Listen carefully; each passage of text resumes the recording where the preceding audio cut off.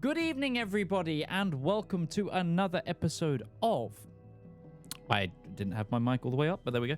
Another episode of Lancer. But before we get on, there's a couple of things to do. One, first, happy Halloween. Roach has got a fantastic Halloween costume on, and it's a lot of work, and I am also in a costume, so to speak, because I'm dressed as a meme. Because as of today, on the merch store, this is where we're starting off in today's messages, you can now buy the What Podcast hoodie. If I can finally happen. Yeah, it happened. It's a thing. This was the test copy, and it's actually super comfy. I'm actually so pleased with it. And a second heads up about the merch store is that as of tomorrow, which is the 1st of November, running till the 5th of November, remember the 5th of November, there is a 20% sale on the store. So pick stuff up. There's also lots of cool Avari stuff, isn't there, Roach? Because I know that you just... Yes, there is. It's so good. I just recently got... I don't have everything here because I had to buy it out of pocket because I'm not Midge and don't get advanced things. I just still buy things out of pocket. True, but I do pay shipping a lot more than you do. Yeah, we have a lot of things for this show. Not only Avari merch, but also a Lancer It's Just Business the Show merch. So we've got really cool stickers that you can get. That I'm debating putting this on my laptop just to have it. There's a lot of sweaters that are, or I guess hoodies that are available, both with the game logo and also the Avari logo, which it's chroma keying out, which is chroma keyed, which doesn't really work because this is making it more difficult. We're just going to get rid of that for print. And I really love this actually because you can get this both on this hoodie, you can get it in a regular t-shirt, and you can, I've dropped it so I don't know where it went, a polo shirt in multiple different colors, which I think the polo shirt is canon. I think this is like what this is what like corporate, like this is what they wear in the office. Shirt. Yeah, this is the office one, and then I think navy blue is the canonical color because white's too stereotypical.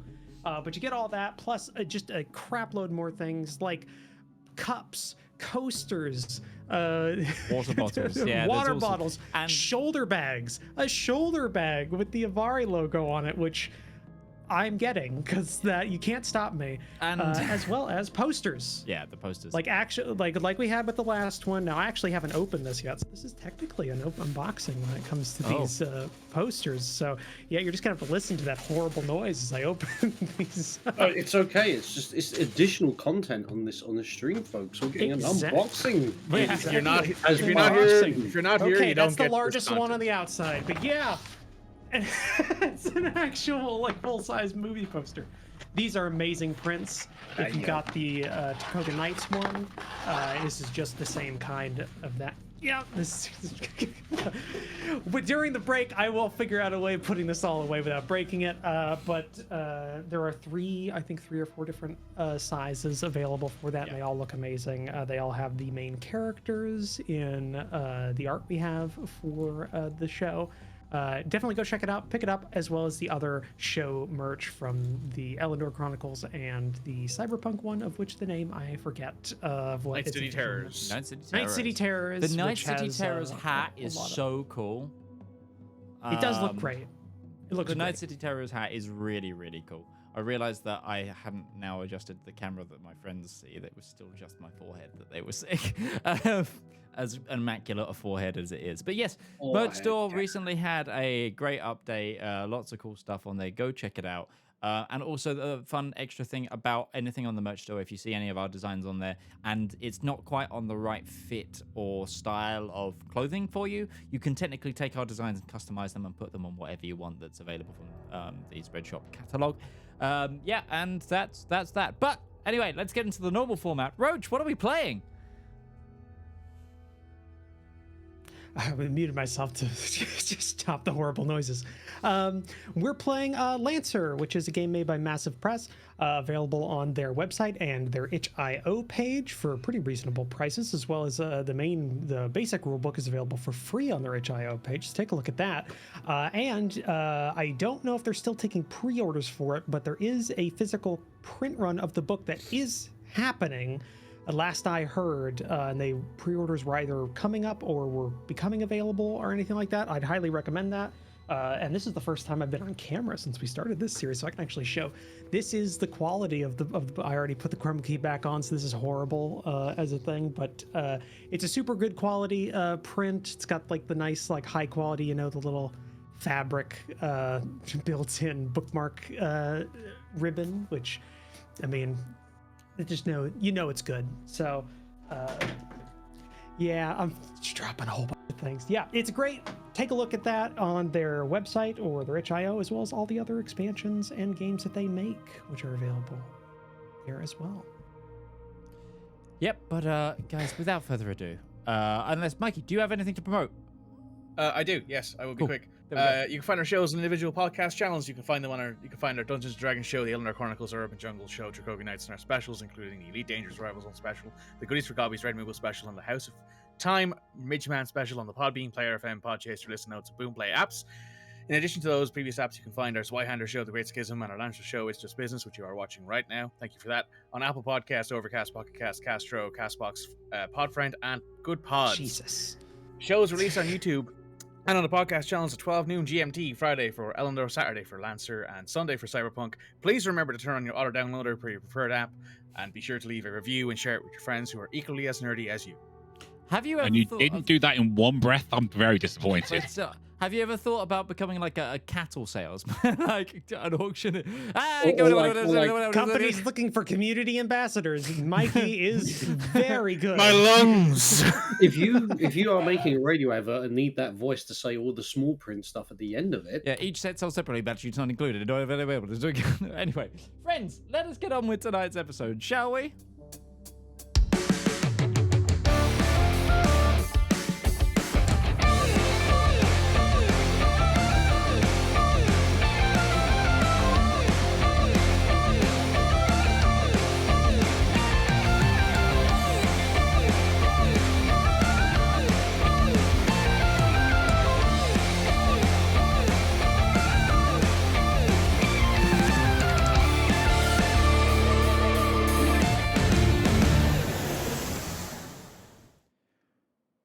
We're back. All right. So, who would like to give a recap of last week who didn't do it the week previously? Just gonna head you off.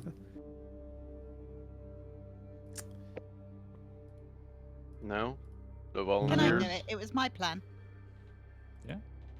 Sure, Red. You can go ahead and do it again.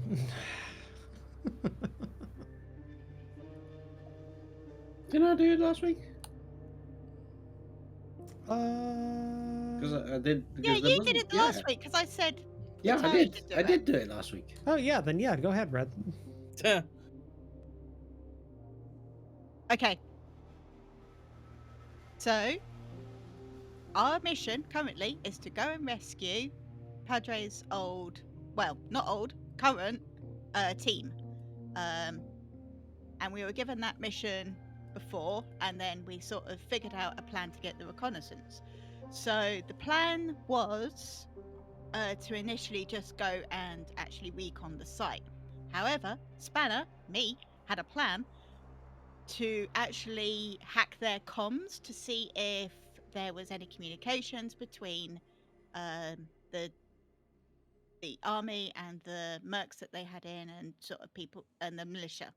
So we found the radio tower, and the dice actually let us get the job done, which for us is insane but brilliant. So went over, hacked the radio tower, managed to keep our inner chaos demons on the inside and not blow up the truck. The truck full of packets. Midge, we can hear ourselves. We can. All to what? What now? Still. No, now not it's now. done. Cool. Thank you. And yeah. So now we've got to find out how much information we actually got from that.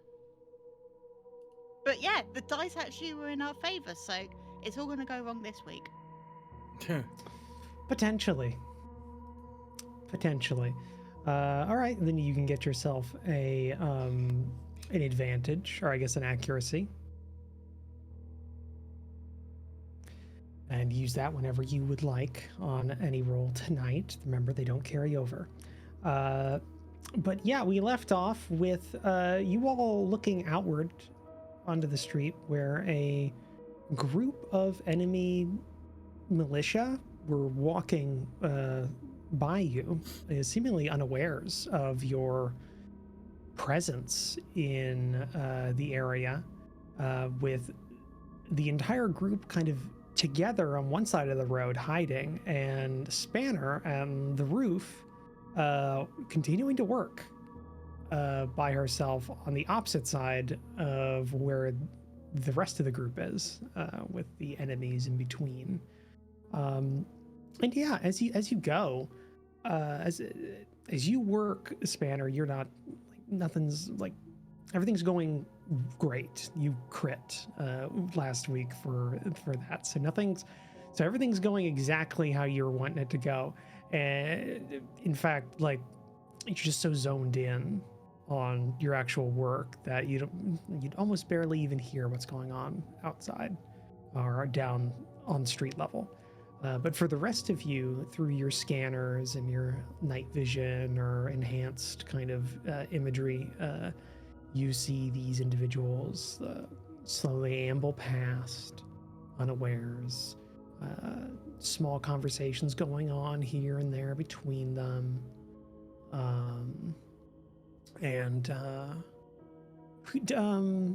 Does anyone still have a comp con on their mechs? Midge. I do. Okay. Right. So Reaper's got a comp con. Does anyone else have a comp con still? Spanner, but Spanner. But I'm not in my mech. It's actually being used by the Compcom. Yeah. Then yeah. So Reaper, yours, because your mech has like audio pickups externally for things like situational awareness and that stuff, stuff like that, and it's very sensitive. So being able to hear these conversations is really easy. Problem is you don't speak the local language, and it's different enough that it doesn't really track with Union Standard, but Compcom auto translates it because it's a default setting to it. So you basically just have like captions to the external camera that are across. And from what you can see, they're not even talking about like the immediate kind of area or what they're immediately doing. There's just a lot of conversations about kind of unrelated things. Two of them are talking about apparently like something called a Vrogan stew and which place had the best one, and they said, that one person said no, they had a really nice kind of shop down the street from here that was best, and they're arguing about the fact like, no, you gotta go to the south side to get good Vrogan stew, and then there's like a little like kind of argument between them as they go, but nothing indicates that they are aware that they're potentially in danger or that they are this close to utter annihilation. And eventually, disaster.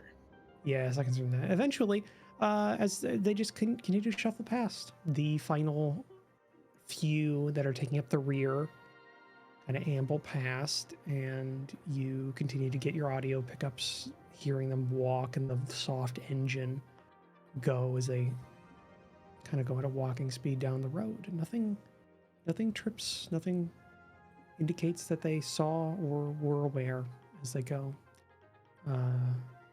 And if you wait long enough, all of you can, after about 20 minutes, You no longer have any signs that they're even on the same street. Sounds like they might be turned off and started on a different one and just kept going.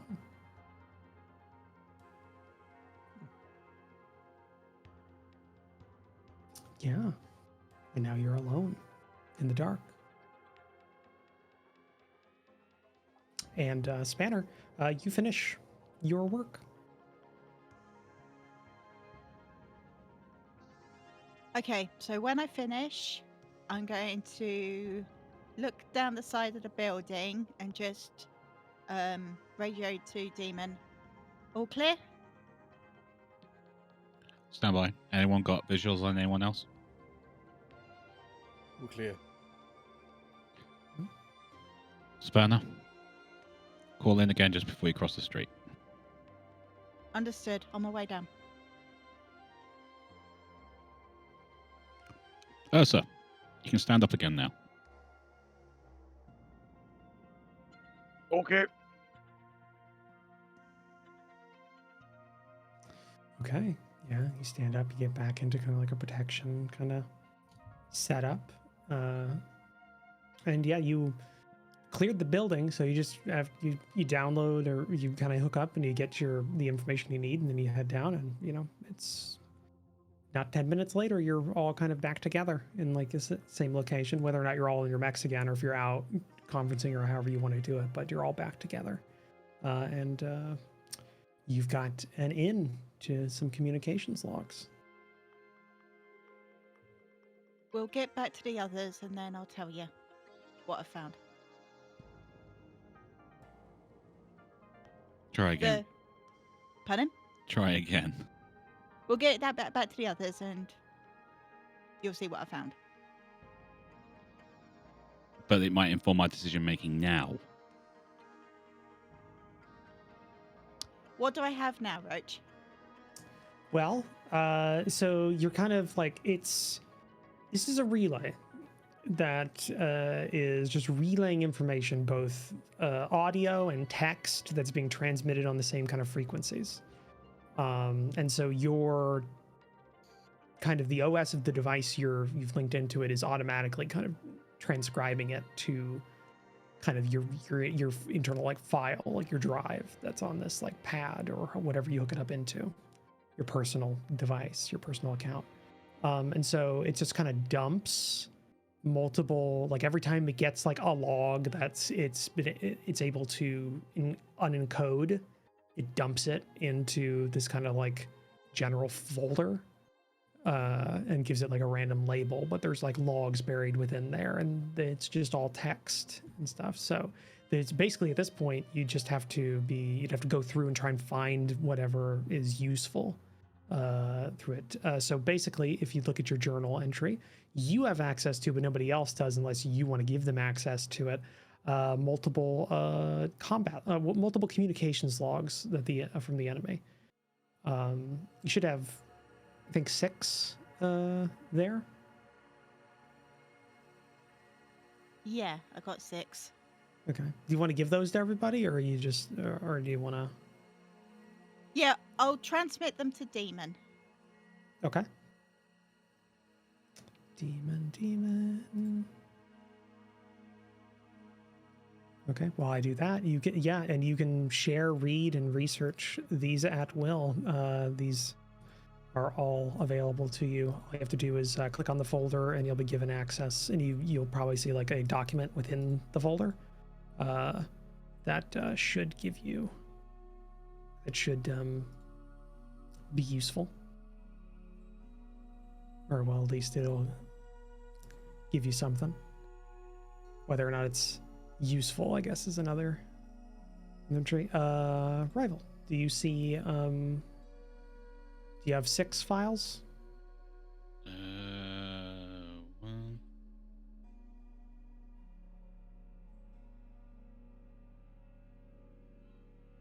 Cool. Yeah. And yeah, if you want to give these out to everybody, it's open access if you want to. And Okay, people. Looks like we've got a 3rd Precinct police station currently holding 70 enemy combatants in custody.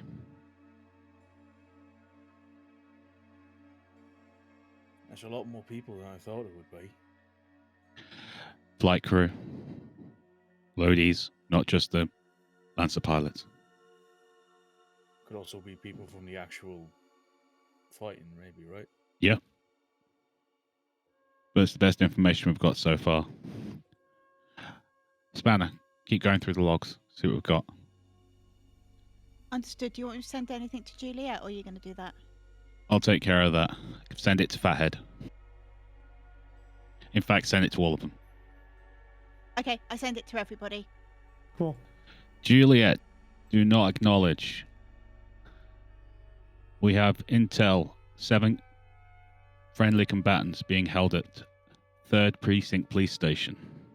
Please advise other infiltration team. Yeah, it's as you said that she doesn't acknowledge, but you do hear, I guess on the channel, you hear kind of 3 bouts of cleared audio before static, as if they were like keying their radio 3 times. Indicate they got you. Oh, you got you crit when you implemented this, right, Red? Oh, cool. Then you actually get this as well.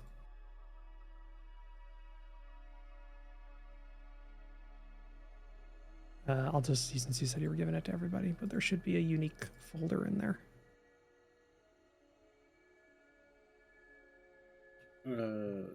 Rival, don't forget, did we do this, actually, in fact, did we do this last week, communicate back the direction of this militia group that was carrying We did. rocket? Okay, we already dealt with this last week, cool. Yes. Yep. Because Juliet was the one that relayed that they were coming from kind of one of her secondary drones, giving you everything. Yeah, this last file, Spanner, you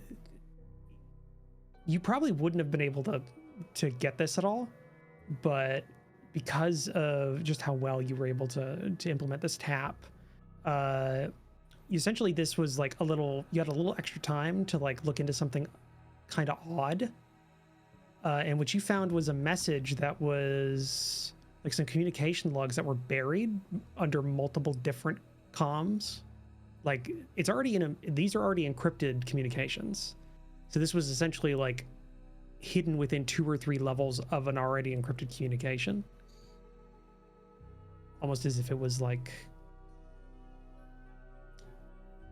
trying to be more hidden. Like if even somebody that was tapping into the network normally would just read this as just noise, but the fact that you're on a relay and you spotted this, you were able to get at least some parts of the message. So there is and I guess like for the stream, if anybody wants to narrate or talk about any of these files or things, they can do so, but there is so there is a white file there for you, so it's available.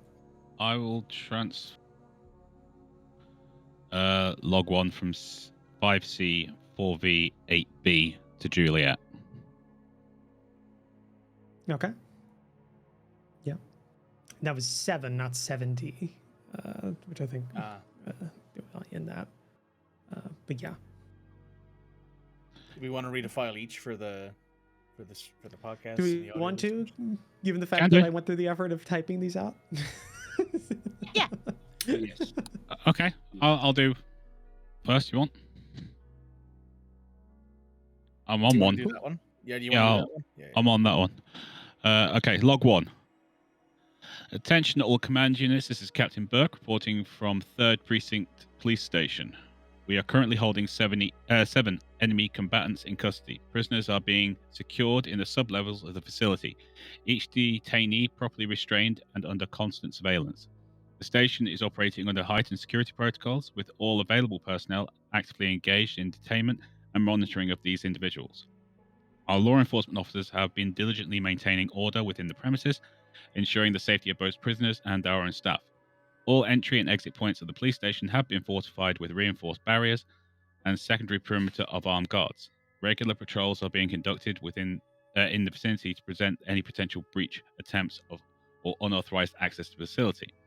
We also wish to inform you that preparations for the imminent transfer of enemy combatants to designated Site 4 are now complete. The detainees have been secured and are prepared for transport as scheduled. Our officers and support staff have undergone comprehensive briefings and training sessions to facilitate a seamless and secure transition. We have coordinated with allied forces to arrange a convoy and escort for transportation of the detainees to Site 4, ensuring the utmost security and efficiency throughout the journey. We will provide further updates upon successful completion of the transfer. Captain Burke, signing off. Over and out. All right. Well, that gives us a get this shit done now, or else they'll be gone. Also gives us an opportunity of grabbing them while they're outside on the walls of the precinct. I was about to say it's probably best if we hit them in transport. Mm-hmm. Who wants to grab the next one? Okay, so to let you know, we probably have it in a slightly different order, Rival. That was log 5 Charlie. I'm going to go through just the first 2 characters. Go for it. I'll go for 1 Zulu. Yeah, it took me a while to find that one for the stream because they're all called log 1. Yeah. Given different tags, so that was 5 Charlie. I'm going to go for 1 Zulu. So timestamp, blah, blah, blah, blah. This is just filler stuff. Code purpose, Blue Wall missive to the 92nd Armored. Distribution is to tag the 92nd Armored. Message to follow. Send message, receive. Establish defensive position at Bravo 5-6. No enemy contact, over. Hold fast. Enemy armor moving east of you. Keep lanes of fire clear for 31st, over. And then the original messenger says understood, out. And then that is the end of communications. And you would actually know that the formatting of this is from these would be from some sort because it's the same formatting used by naval personnel. So this would be with internal Marine Corps communication. With my previous military experience, I know that, yeah. Oh yeah, this is fully Union standard comm, like discipline in terms of that, which would make sense for naval personnel, or at least like a distribution of naval personnel. So there might be like system Navy elements like Marines here, kind of thing. But yeah, so that is the first one. Who wants to take 2 November?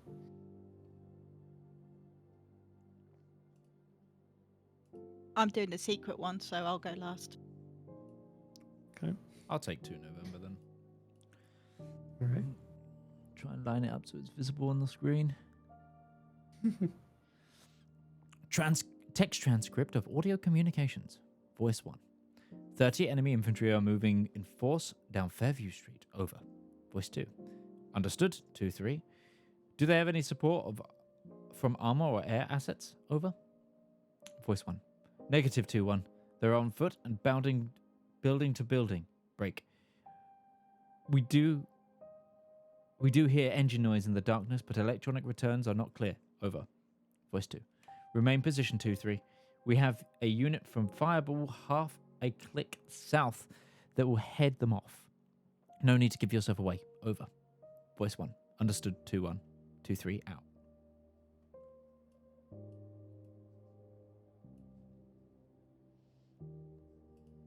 So to follow on before we move onto the next log, Fairview Street. Whereabouts on the map would that be? Would we know? I guess you've had somewhat access to that. That'd be near the Long Pass operation. That'd be pretty close to the hospital area, like south of it. So it might be or actually it would be north of it. So it'd probably be like somewhere right around here. So like So it's maybe not, like it's not alluding to us specifically. No, probably not. Especially given the fact that it's talking about that amount of infantry in it, which even though you don't have that much infantry within even the infantry portion of your unit, you have maybe, well, you got close to that, but they have armor associated with them. Like they're not just straight foot. It seems like these are describing them, so, or straight leg. So yeah, this would probably be like an ops position or something like that, reporting on the operation. It only calls out timestamps on one of the logs, but do all the logs actually have timestamps? No, the first log has a timestamp because of the way it's transmitted, like the formatting and comms center. Most of the rest of these are kind of like just basic radio comm that don't really have an associated, like, don't have any information associated with them. It'd be like the first comm is not radio. That was like a direct, like, probably like a pad to pad or like command center to command center transmission. Where these are more just like captured little tiny bits of data that are being transposed by Spanner's tap. Think of it like secure internal email. Yeah. So who wants to do 3 Foxtrot? I guess I'll read 3 Foxtrot. What else is? Yellow Jacket, this is Fireball. Just fire, over. Fireball, this is Yellow Jacket. Just fire, over. Grid, CH256113, over. Grid, CH256113, over. 2 columns of enemy infantry and armor in the open. ICM in effect, over. 2 columns of enemy infantry and armor in the open. ICM in effect, over. And then the rest just is bad data. Didn't encode correctly. Whether on their end or yours, you are unsure.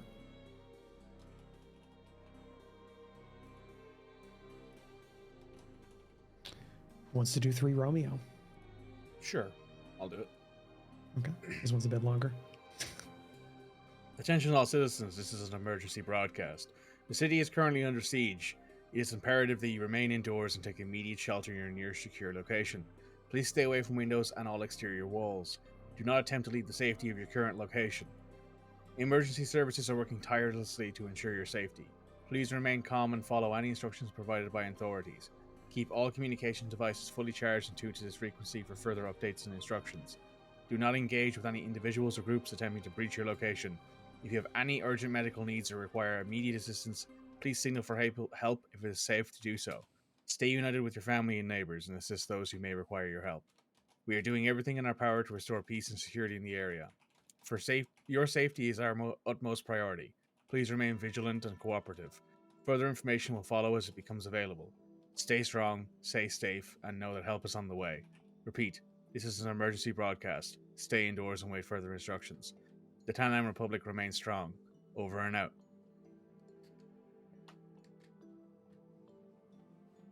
Propaganda. Yeah. You've already read C5. That was the one that had the info. And who wants to do 8 George? 8 Gamma. 8 Golf. Golf.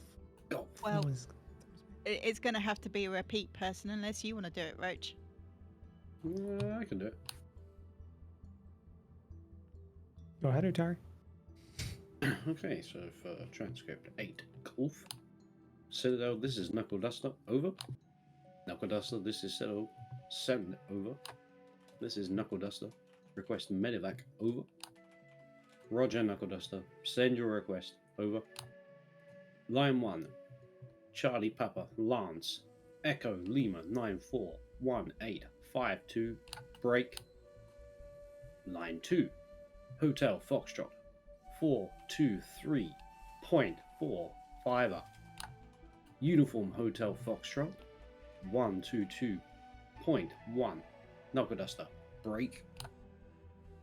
Line 3, 8 Alpha 2 Bravo 5 Charlie, break. Line 4 Alpha, break. Line 5 9 Lima 6 Alpha, break. Line 6 Echo, break. Line 7 Bravo, break. Line 8 Alpha, break. Line 9 all clear, break. How copy my last, over.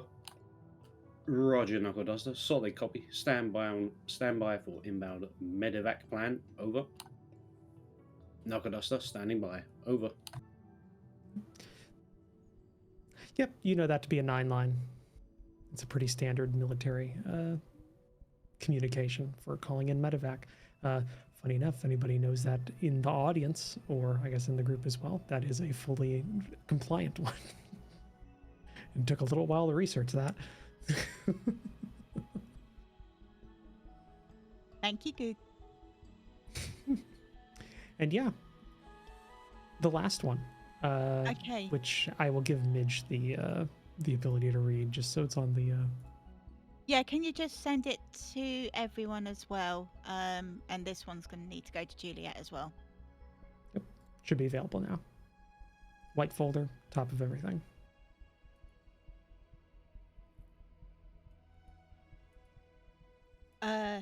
Bravo 12, energy output at 90%.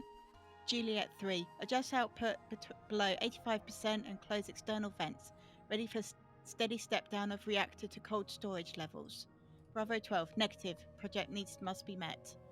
Juliet 3, override. Sierra 9, 2-1, Alpha 1, carry out previous orders. Bravo 12, override code accepted. Reactor output at 85% and external vents read closed. Deep freeze protocol ready. Juliet 3, status of personal evac. Bravo 12, main teams relocated to beta site. Support staff relocated to beta site. Security staff remain at Alpha site. Juliet 3, make ready for full transfer within 48 hours. Bravo 12 is silent. Juliet 3, respond to last order. Bravo, dust devils rise where voices echo. The promised land beckons. Lost footsteps echo in the silence. The seventh day's reckoning draws nigh. Juliet 3, emergency override protocol Cyprus, Kilo 155 Oscar 9. 1. Jericho must not fall. Juliet 3, emergency override protocol Sardinia Alpha 139 Oscar 9. Bravo 12, Sardinia received, in standby, awaiting orders. Juliet 3, report status of internal support systems and casket status. Bravo 12, 100 over 100, no faults detected, no runtime errors logged in, 710,561 hours of operation.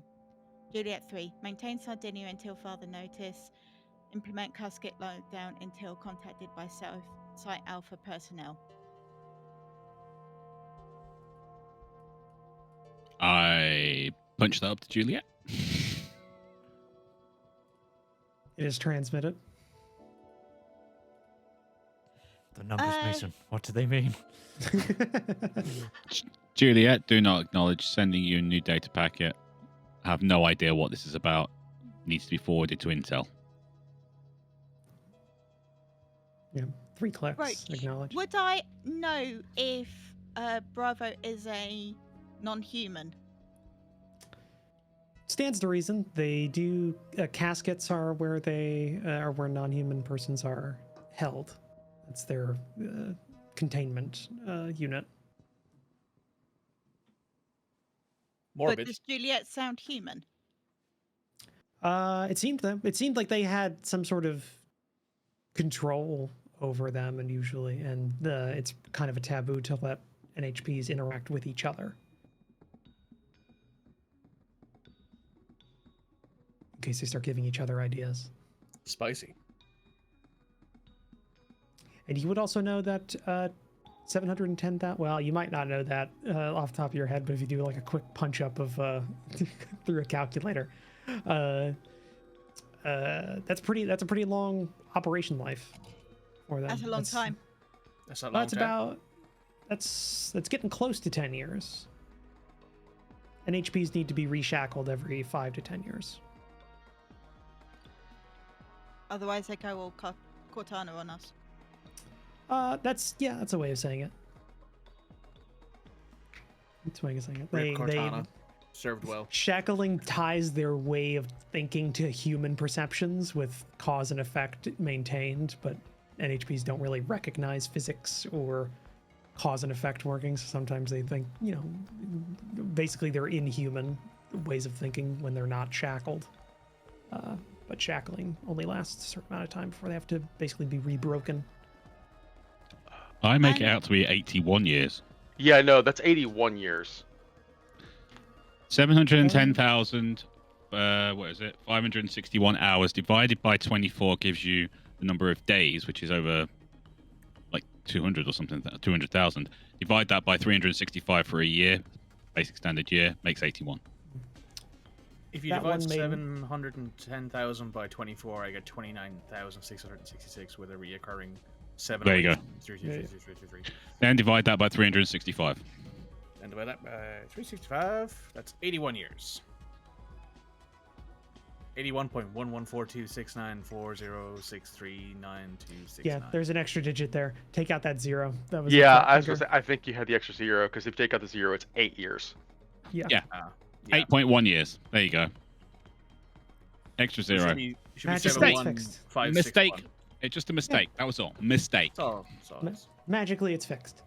And, Magically, it all makes sense. and I'm going to say, if that is an AI, it's been going into 8 rampancy hard now, okay? It's been 84 years. Oh, yes. Yeah. Yeah. And Yeah, last thing, sorry. The quote. Do I recognise that from any sort of text? That's a question. Do you have an answer? Maybe Padre. Can I make a religion check? Make a grit check with Rolls a 1. accuracy. Make a grit check with an accuracy. Rolls a 2 because that would be very Isaac of him. Or maybe this one will be the opposite. Maybe this one will actually be the religious character that's actually good at rolling religion checks. Yeah, that would be an interesting turn of events for Midge. It would, yeah. Would my skill trigger investigate help, which is research a subject or study something in great detail? I'll allow it. I'll allow it since it's kind of a retroactive thing. I'll allow it. You could technically argue that. So do that plus an accuracy because of your background. Oh, never mind. Yeah, That is a Nice. 22.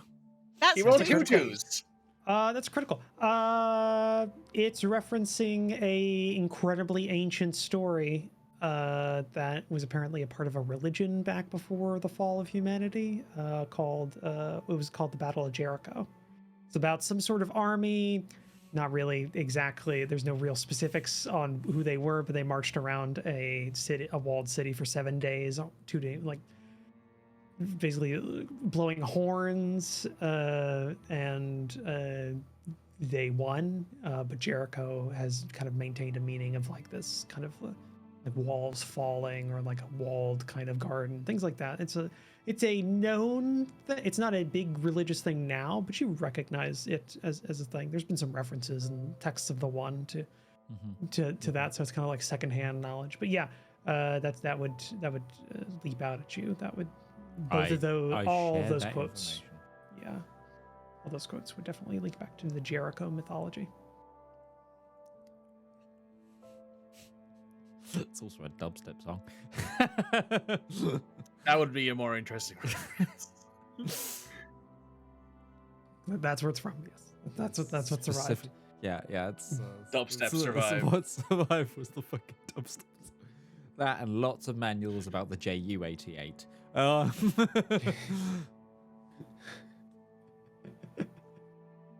a single hop hog HD PVR.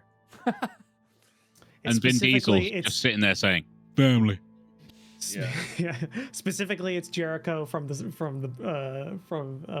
Cell Dweller. That song. Oh yes, that's what survived. Oh, it's not the town from the TV show. No, Could be.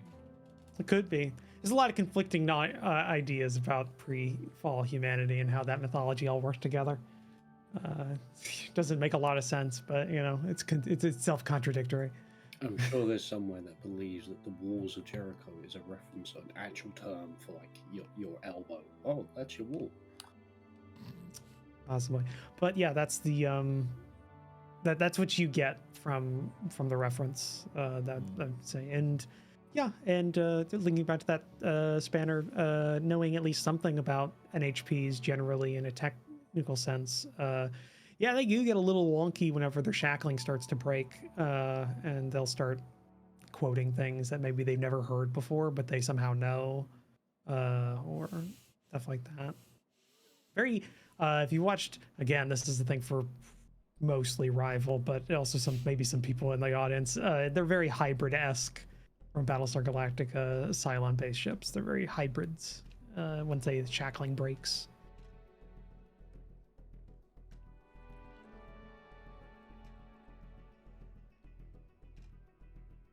We're breaking the conditioning. Yeah, but that's what shackling is. It's essentially just breaking them into a thought pattern. It's making them human by subjecting them to a lot. It's about to go guilty spark on our ass, and I'm not okay with it. But yeah, that's what you get from that message. And again, that was buried under multiple levels of other like messages and junk data. So it was very hidden. In fact, to the point where like there's missing like it doesn't even have a log number or anything like that. But the data that's inside of it is good. Like, Red just crashed. She'll be back in a second. Cool. I am the only camera that survives. Roach kind of survives. Kind of. Roach looks like that chair. It's just my eyebrows. Yeah, but now look, you can see the merch facing the wrong way. Red just told me that Spanner reports to Demon that she's ready to move out, as there's nothing else that's been delivered so far. She'll keep an eye on the comms in case anything comes through. Cool. There should also be, for reference in any future thing, the op rods are available in the journal section as well. So those are available for reference at any point in time if you ever miss the link in the handout section. Cool. And I should also remember to do that beforehand so that Midge can show it on stream whenever we actually just to want keep to it show on hand. that. Yeah, just keep it on hand. But yeah. So cool.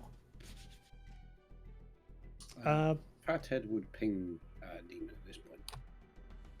Go ahead. Commandant, how do you wish to proceed? We're gonna go and catch up with the other insertion squad. We'll put Reaper out front on scout. He's got the easiest. He's got the best stealth capabilities out of all of us. You take Ursa, I'll take Spanner. We'll do bounding to keep ourselves covered all the way there. Understood. Does this mean we are going to the police precinct given the intelligence that we gathered? We're going to scout it. You saw the intelligence as far as I did. They've got that place pretty well locked down. I think we both know we're going to have to take out the convoy in transit. Yeah, that would be best. It would eliminate the issue of having to break the fortification to get inside. Copy that. But it is also high risk. Regardless, Commandant, it is your decision. I ultimately support what your orders will be and enact them. Move out in 5. Understood. And then Fathead's just gonna relay to the rest of the team if needed, or head back to the infantry and stuff like that, and make sure they're all organised and ready to go. Like a good XO. Like a good XO does. Cool. Yeah. You can do so. You relay that, and everybody's kind of given their little marching orders to set out. I call into Juliet and let her know what we're doing so that she can let Echo know what's happening. Echo is leading the other insertion team, and then Mr. Thompson is guarding the exfil, kind of the ground unit. But yeah, cool. Yeah, you start heading out. Juliet gives an acknowledgement again. I guess well, she would know your location. She would know not to even talk to you now, especially given the fact that there is still a do not a radio kind of silence situation going. But yeah, you head out. You don't have info on where Echo's team is right now. They went out, leaving Thompson and the infantry kind of in their little fortified position around the spaceport to do their recon. But We'll there go is like back to an Thompson. yeah. We'll go back Yeah. there because at least then we can trace his steps, or the other Yeah. team's steps. If you'd like, you could have given like a rendezvous time for recon or something like that. That would have probably been something you could have done or ahead of time. What time or is at it now? The time, I'd say by the time you get back there, it's probably about 0400. Still got a couple hours before daylight. Yeah, I would say we meet back there so we can. Okay. Let's. But you get back. You're given. There's a call and a reply kind of message to, or some sort of signal for you to approach without getting shot to shit. Because it's not just the other lancers have set up, but it's a full 360 cover with the actual infantry as well. So they've got their own little like temporary kind of defense positions to. And pickets sent out to spot anyone coming in. Yeah, so, but you get within the perimeter and you kind of set down in a little covered section, waiting. But you still got about like 20 minutes before the rendezvous was supposed to come back with what they've got. Yeah, you're kind of. Thompson's not out on patrol. He's got his three kind of in three corners, like in a triangle, with the better part of a squad near them as well. So they're kind of like a little strong, they're in like a triangular strong point kind of set up with a small kind of picket further out. But he's kind of inside with, what was his name? Lieutenant. It was a stereotypically. Started with a P. I forgot it off the top of my head. I gotta look at my notes. Pickle? Pickle? No, it was an actual name. He didn't have a call sign. He's an infantry.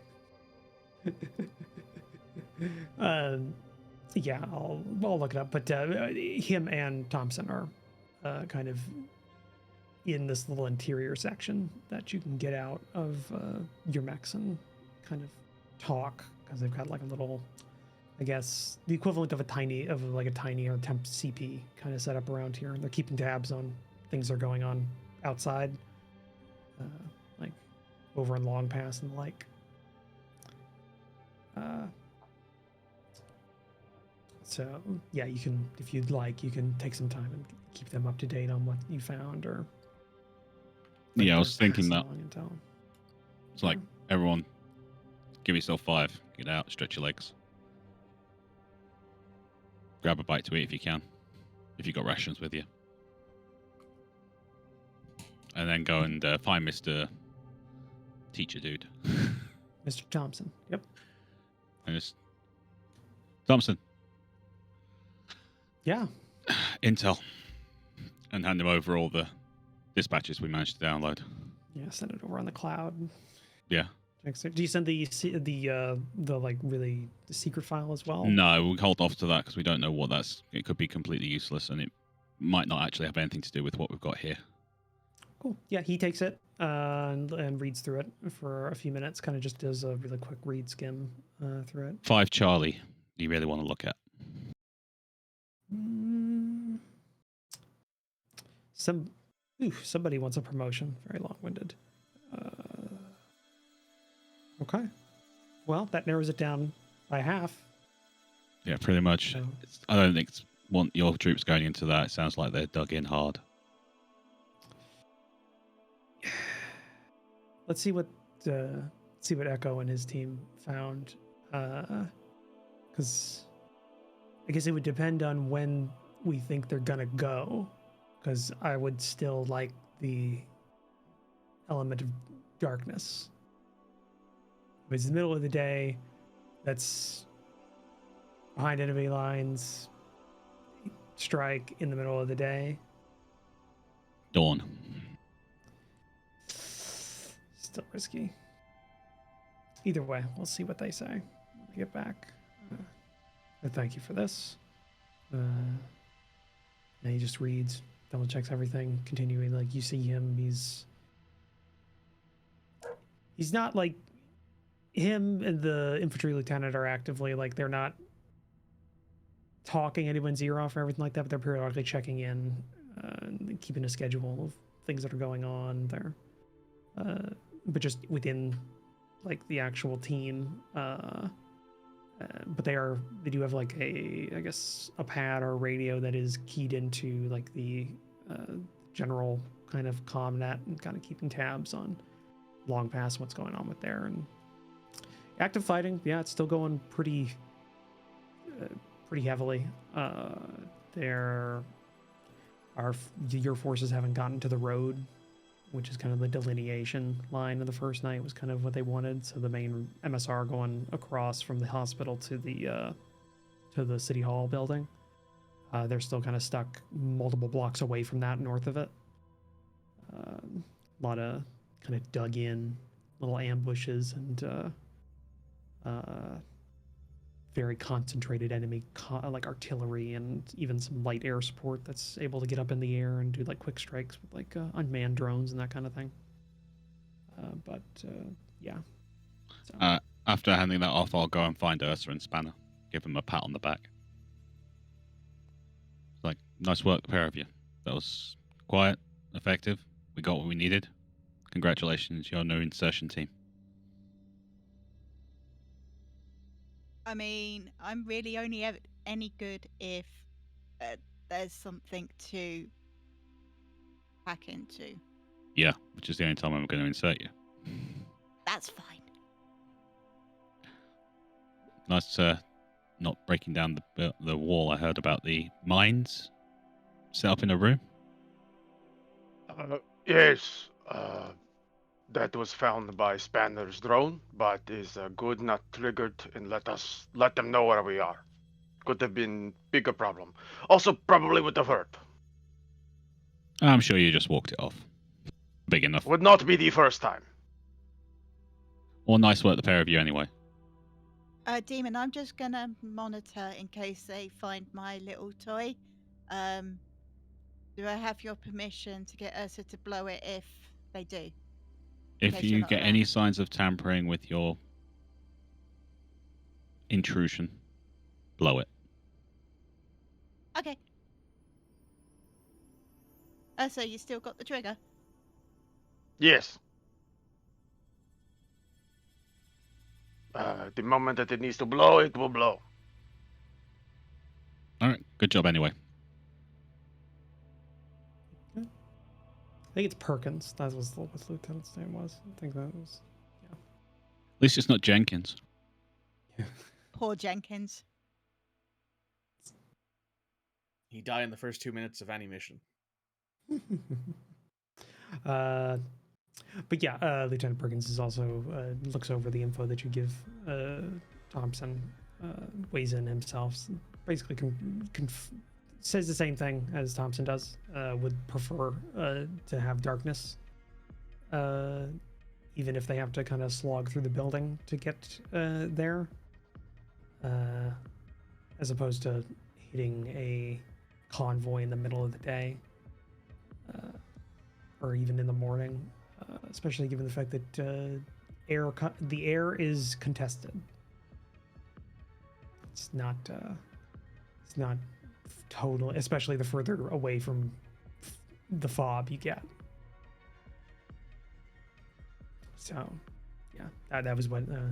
Sorry, I would have just told you that before, but that was annoying me.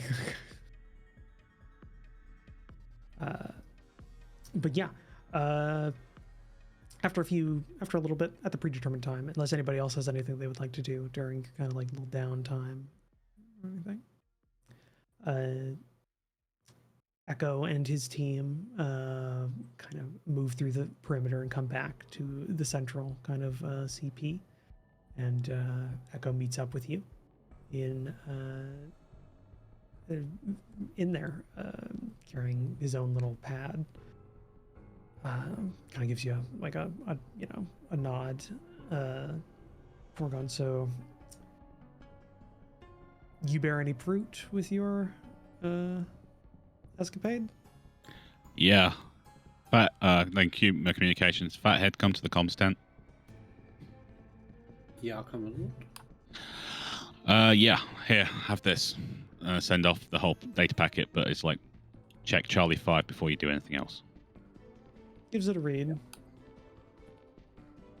That tracks. What do you find? Well, I split my team. We split my team in half, and we both looked at Zone 1 and 2. And I was able to get some pretty decent idea about the defense around both areas.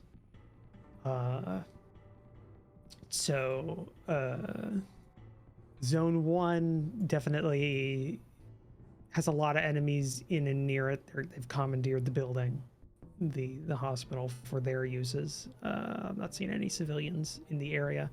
Hold on, actually, I can just do this. Because it'll just show you a reading. Just let me get that to do. Wait.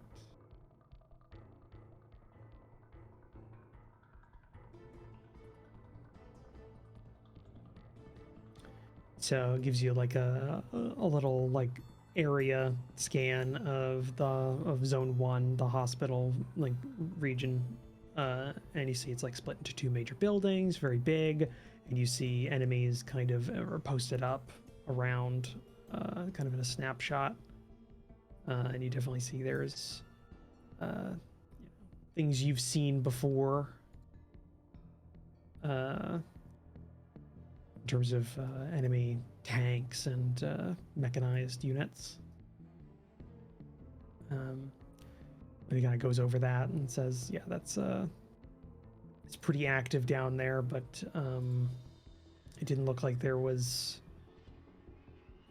to me like there was a lot in terms of security in the building itself. It was more of an area around it. So I was thinking maybe that's more of just like where they're bringing wounded for themselves and as a rally point. I had a better feeling about Zone 2, the police station. And then he brings up a scan of that.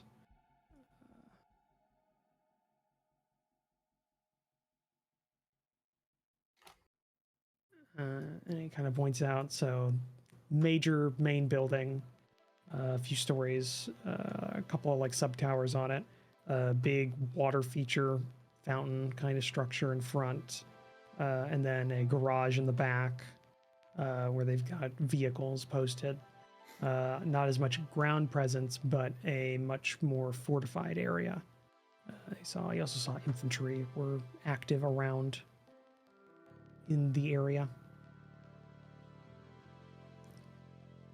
Kind of, and so you can see the things that definitely you've seen before. So you see like a mage AA and the spotter kind of walking, kind of like the spotters, the couple of like lancers, or a couple of mechs kind of around.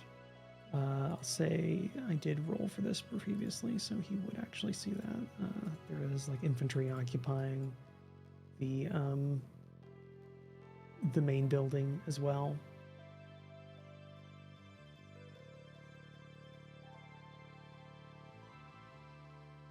And that's what we got. I also know there's at least a few more mechs in the area, but they don't seem to be permanently posted. They're on a patrol between this and some other area in the rear. So that's what I was able to get in the time we were observing it. It's not pretty. No, it's not, but it's definitely not as bad as it could be. The building is defensible for them, but it's also defensible for us. So if the infantry have to go in to clear it, there wouldn't be a lot of reinforcements coming in after them from the enemy. We could cut it off pretty easily. The way I see it, we've got three options. We all go in, suppress any mechs, tanks, anything else they got while the infantry goes into the main building. Second one, we split our forces. One hits the hospital while the other one hits the police station, and then the infantry blitzes, trying to split any reinforcements that come. Third one, we wait for them to go to actually transfer the prisoners out, although we don't know when that's going to be. Fathead?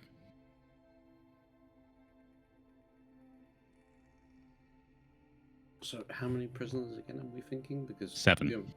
No, I mean for who we're actually after.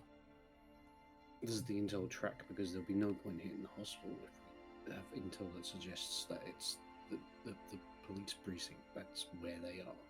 Yeah, but hitting the hospital at the same time would mean that we were hitting 2 targets. Behind enemy lines, they'd have to split their reinforcements. We wouldn't have to deal with everything. But in terms of the prisoners, you weren't given like the only one member of the flight crew was recovered after the ship went down by you. So that means the entire flight crew is missing, and the entire Lancer team was missing. So that's 3 Lancers that were missing. And that is the rest of the flight crew, which is 10. Actually, it'd be 9, because it's a 10-man crew for one of those buffs. But that doesn't necessarily mean... It's hard to tell, because it could just mean that the rest are dead, or they themselves are still in hiding. True, so but the there's intel no... we have most strongly, and I'm drawing from my own experience here, where the intel is most strongly pointing us. It's given the size of our forces, with my personal experience is that we should. I don't know how much we're trying to relate this to things, but it would be to attack the one target, the one that we have. Oh, I agree, but as an officer, you got to look at all the tactical options. And the way I see it, there's 3. But it's the risk is that we are attacking a fortified position, commandant, and splitting our forces would weaken our initial assault. Our advantage here would be the element of supplies to be able to attack hard with our combined numbers, cut off points of escape, and yes, we would be facing enemy reinforcements. The attack on the hospital would have a diversionary effect, but the issue is a situation of balancing risks here versus reward. My personal opinion, if I may speak freely, Yep. is that if the prisoners are indeed in the police precinct, then the reinforcements would be prioritized. Militaries do not generally just tend to take their reinforcements and dish them out equally like candy. They tend to prioritize, and if it is the police precinct that is attacked, they would sacrifice the hospital in its priority issues for the prisoners if they felt that they had greater benefit than the hospital building. After all, it is not, while a challenge, it is not difficult to set up a replacement field hospital to accommodate anyone else there. Agreed. It is my firm suggestion that we target the police precinct. It is indeed a gamble, but I believe it is a far more informed gamble, given the intel we have acquired, and we should do it with our combined forces. A diversionary attack would weaken our strength and simply bait out the possibilities that the enemy favors both of these targets equally, when it is likely not to be the case. There you go. You're left with only 2 options then.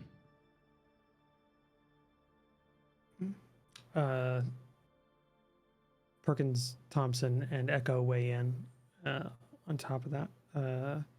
Thompson and Perkins, they definitely point out the fact that before they can do their jobs, you need to make a clear the way for them to get to the building first. Which means that the building won't be cleared while you kind of defend it and clear out the area around it. But once they do have an opening to get in quick, they will. And then there'll be kind of 2 fights going on concurrently at that point, and you'll need to hold the area while they go through. They have a little bit of a guide in the sense that the communication said they were in a sub-level, which means they don't have to worry about the upper floors past just being able to, seal them off or so they don't get hit from behind, which means that it's a little bit quicker, but they'll still need time that you'll need to give them for that.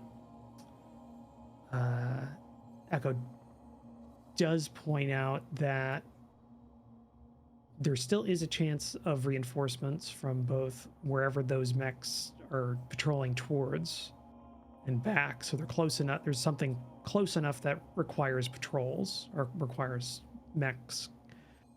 So theoretically, it wouldn't be a bad idea if Thunder went around at the same time or pushed through during the attack and set up on the southern kind of side, maybe a couple of blocks down to catch whatever's coming up that way to delay. So there's kind of like 2-tiered defense, he suggests, possible. He's suggesting it. He's not saying that's what they need to go with, but it kind of an outer layer where he's saying when there's an outer layer, we know reinforcements are most likely to come from. We can hit them and delay them there, and if it's too much for us, we can bound back onto your perimeter, and then we'll kind of a stronger area right near the objective, but we don't necessarily have to be right at the objective, right at the start of when we engage those. We still want somebody there. And Thompson and Perkins definitely say we want somebody in the immediate vicinity in case help's needed. So that's what Echo suggests on there. Makes sense to me. Fathead would strongly concur with that suggestion as well. Okay, so plan is we'll sweep in from the north, hit the enemy positions, clear a way for the infantry. Then Hammer will spread out defensive positions to protect and support the infantry if any help's needed, while meanwhile Echo's team goes straight through and puts up a defensive line to the south for any reinforcements. They'll do what they can of anything that comes through. If they need to, they fall back to us and we combine forces to smash anything that comes through. Yeah. To point out as well, because it is a part of the objective, is the fact that there is an exfil point for this operation. So when the infantry get the prisoners, they have to move to an exfil point that is then covered. That exfil point is safe, but you do need a path to that exfil point. And where is that exfil point? It's northwest of the zone. Hold on, I'll get back to the capital city so we can show you. So, police precinct, the exfil point would be somewhere right around here. It's right at the edge of the green zone. So the infantry in their vehicles will need to be escorted there. Thompson could go with you and help you during the defense, or could clear a corridor ahead of time to there with part of his forces or all of his forces, he suggests. Or he could go with you entirely, but that does mean that there's nobody with eyes on the exfil point, because you're going to have Echo south defending against reinforcements and delaying them. But so you won't have anybody to the north, like westish, or I guess it's just straight north at that point, really, to there. So it's kind of a question of, do you want Thompson's team to split a little bit so you've got maybe 2 extra bodies on the objective and 2 at the exfil point, or do you want Thompson all there and then potentially fight your way back if it's a thing?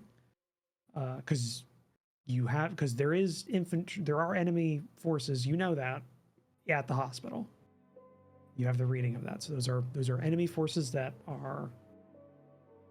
Echo doesn't think they're defending anything, so it's a rally point, and they're just there. So it's a potential of whether or not you also agree with his assessment on that. Is the thing. So you have. We'll take everything with us. Take everything with us. Okay. So Thompson's we'll team fight through if we goes have with- to, but if we hit hard and fast enough, it's a short run to the green zone. Interrogative. Go for it. May I recommend that we at least keep partial forces, simply to give eyes, even just two, from the other group to Thompson's group, to keep eyes on the route, so we'll know what we're walking into. They do not necessarily have to engage the enemy, but merely observe. If required, retreat back to us, and then we can push through in a fighting stance that way. We do not necessarily need to heavily guard the entire route, but I would prefer if we could keep eyes in our rear guard. I understand that. Well, we can do that, and we can also have Juliet launch a drone. Thompson does suggest the full team could go with you in, and once the perimeter's established, he peels off part of his forces to go north. At that point. We'll do that then. We just need to know what's there. We don't need him to clear anything until, Close. rather keep things close and being able to support each other rather than him getting into a Barney and getting cut off and us having to then rescue him as well. Mhm. I think that's a reasonable compromise, yeah. Yeah, do that. So yeah. I like this. We're really bouncing well off of each other, rival. Yes, we are, buddy. Well, we're having It's almost like we're both former military. It's like having a back and forth and then ending up in a workable compromise. It's fantastic. That's what one of these kind of planning meetings is, isn't it? It's a case of no one's wrong. The only wrong thing is the one thing you don't actually bring up. Yeah, not making decisions is the wrong thing. Yeah. If only this all applied to real life. It does. Not in my experience. Fail to plan, plan to fail. It God. does, but not, unfortunately, not as regularly as it should. No. I'll give you that one. Yeah. It works here, but it works like 4% of the time in real life. Oh no, we make plans all the time on this channel, and it always goes straight out the window. The Yeah, dice Murphy's fail us, though. Okay, There are- everyone, we want to get in a position as quietly as there goes the barbarian. There goes the barbarian and his giant, Black all down. his giant dragonborn wife. It's all gone badly Yeah. from that point. All right. But yeah, so yeah, you got that plan.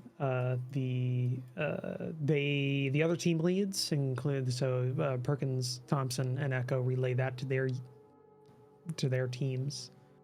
And I guess the rest of you are relayed through Fathead what's going to happen as well. And yeah, you now have a plan. You wanted to hit it before dawn, before any daybreak or anything, right before you want to hit like the darkest night or something like that, or Do you want to hit just before dawn so that anyone that is getting up is kind of bleary-eyed? Anyone who's at the end of their shift is like really at the end of their shift, because it's that kind of nice switch over. No one's really 100% except the people who are already awake and prepped to go. Reaction times are slower for the enemy and everything. And there's Utari going, yes! It's pretty much a staple of military combat. You get into position while it's dark, you wait till about 5 to sunrise, and then you hit them as hard and as quick as lightning, and watch them go, huh? Where did Bob's heads go? It's there also are a good point for advantages, break. like dead of night. yeah, I was gonna say we could go ahead and do break, and I'll get the battle map and stuff prepped. Okay, join us in 10 minutes' time where we will be back with more of the action. See you in a moment. Hey, come here a minute. Do you need royalty-free music for your TTRPG content, whether that be a YouTube video, stream, TikTok, Instagram post? Don't worry, we've got you covered. My name's Alex. I've been a content creator for almost a decade now, and I've teamed up with my good friend Harry to produce 10 royalty-free songs for you to use in your content completely for free. We've tried to make a whole range of motifs with this album, covering happy music to sad music, to mystery music to combat music. And if this takes off, you know what? We might even make some more. So give the Elendor Chronicles soundtrack Volume 1 a shot. It's free to stream everywhere, and if you want the high quality downloads, you can come over to our Patreon and download them, or you can contact me directly at tabletop@themidgemansworld.co.uk as a creator, and I'll just give it to you for free. That's it, there's no catch, and just to prove it, we've also given you guys a user license agreement to prove that you have the complete perpetual rights to use this content. So enjoy, and good luck on your next adventure.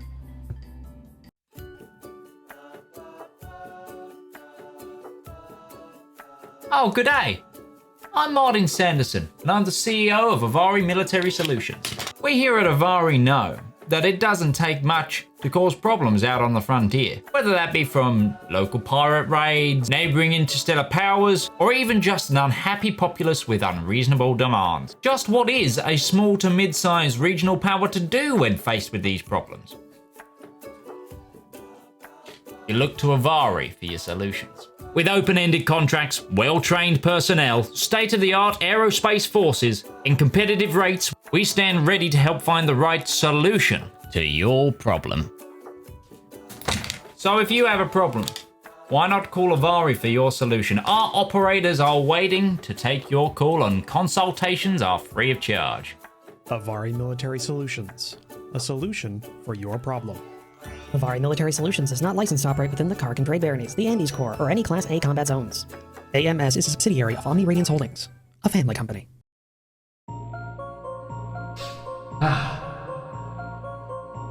When is a story more than a story? When a tale is more than words on paper? When is an ad more than the script it's written on? In the darkest and deepest annals of our own history, worlds of wonder and splendor burst through like a blister made of hope. From the brain that's rattled and riddled with madness, a radiant pustule.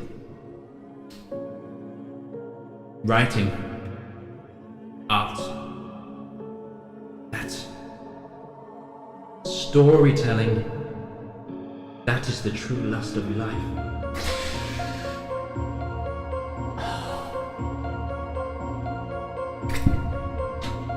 You too can dutifully indulge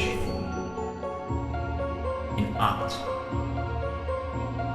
Like fans of the greats. Shakespeare, King, Tolkien, Seuss, Mercer.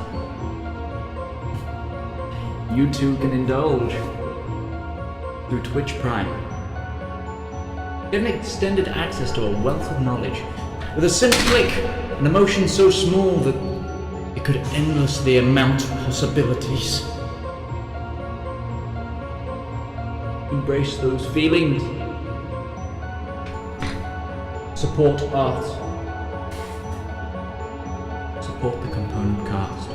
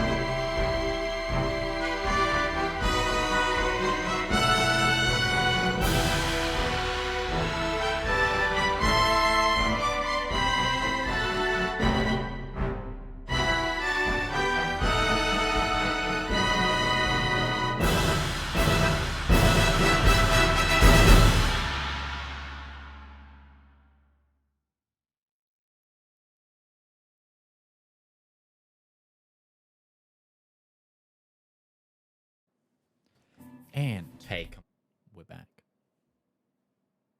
Yes, we are. Just let me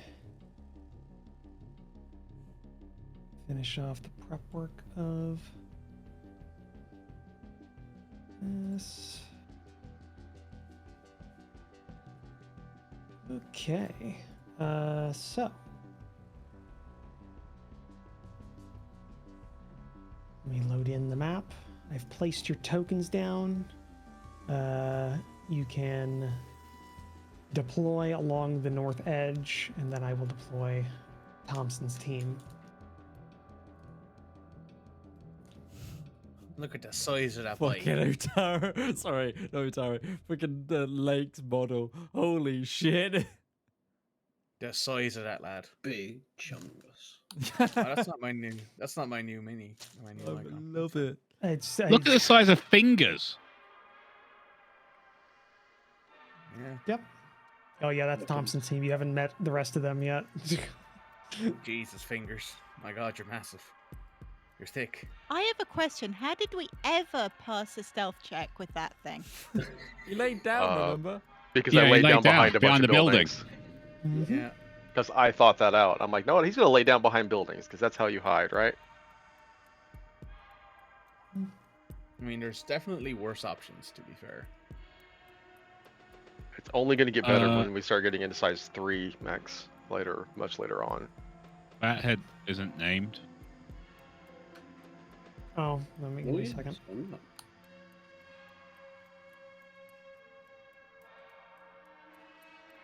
It's a cool look though that your fucking Mecha's got there. Like Jesus.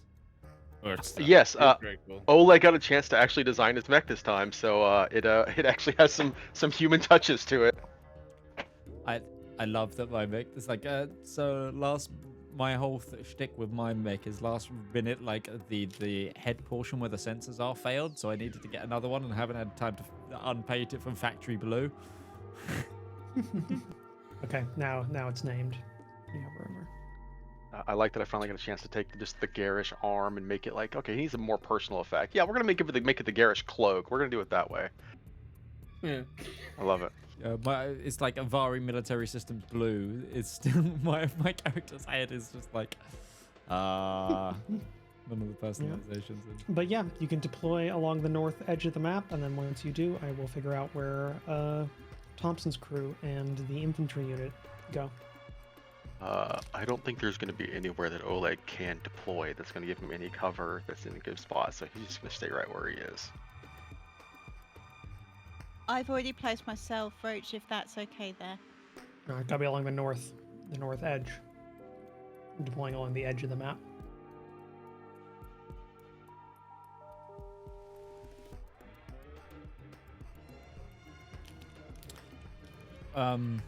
Which is the objective building again? Just for my own clarification. The one with the people in it. Mm-hmm. Cool. So how ready are you to just basically have part of the session just you playing with yourself, Roach, considering that we've got 4 NPCs on our team and also all of the bad guys? I think 70% of this combat is something that you're controlling. There's a reason I spun that bullshit about Echo going around. I mean, I appreciate the backup. Don't get me wrong, and I'm fully ready to see just what else shows up when we're here, because this cannot be it. It's a good thing I can improv military operations.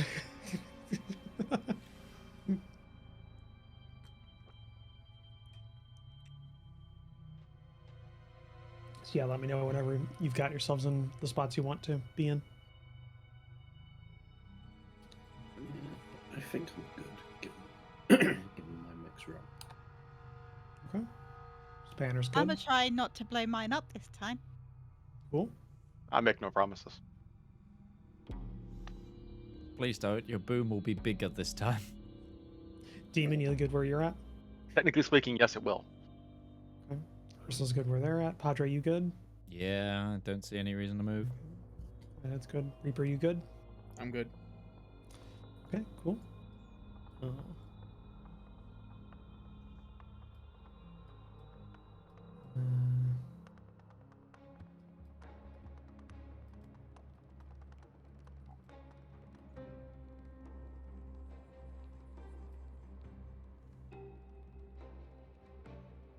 Okay, that's Thompson's crew.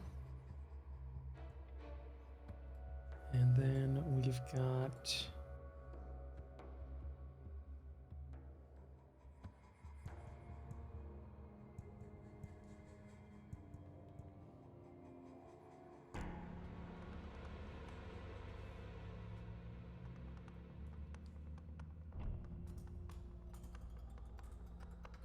the infantry, which I think they're going to go ahead and go for the maximum amount of cover over here.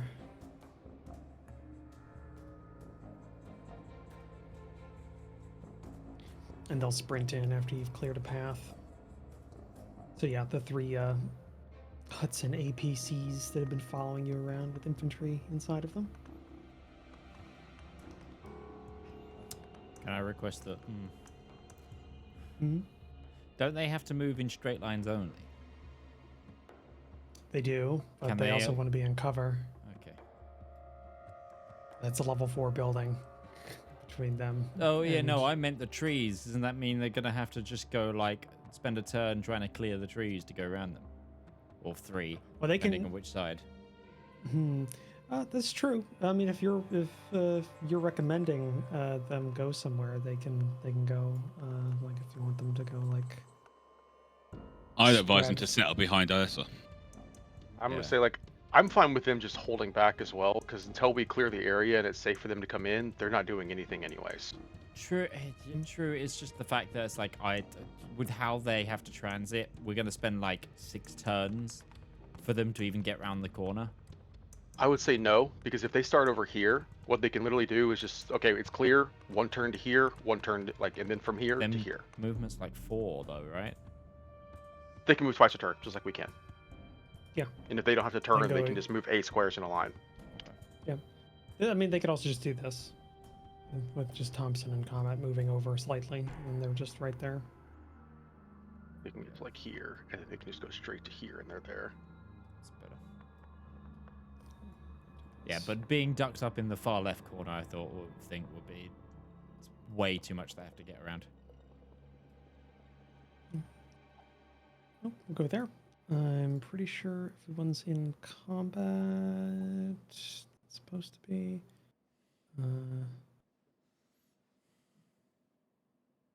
Yeah. If they're not aware we're in combat, they're going to be aware really soon, because there's 2 mechs that are too big to hide behind a building coming into the fray.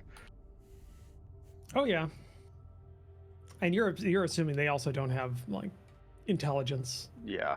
as well, because you were aware of the fact they do have drones, because you got you spotted essentially one that was in the air last session. But yeah, cool. Let's go ahead and start this thing. So, it starts with the players. It starts with So, 1. Starts with 1. So who wants to take it? Utari, if you don't remember, or if you don't know, essentially the way that the initiative system in Lancer works is it's a I go, you go system, but it's up to you who goes when. So essentially, for your side, so essentially, if you want to go first, you can make an argument for that, and basically, it's up to you guys who's going when. And you get 1 activation a turn. Usually. So I think I should go first, because I can get on top of this tier 4 building and alpha the artillery. Go for it. So I start off hidden because of my narrative abilities, of Reaper's narrative abilities. Yep. Talents, sorry. These talents, tactical talents. So I am hidden. Mm-hmm. I'm going to get on top of the building. Whichever place gives me the most cover, I suppose, will do. Right. Because considering the design of that building, it looks like there'd be places to hide. You're on a level 4. Yep. You're on level 4. That's what you got. That's what I got. That's what you got.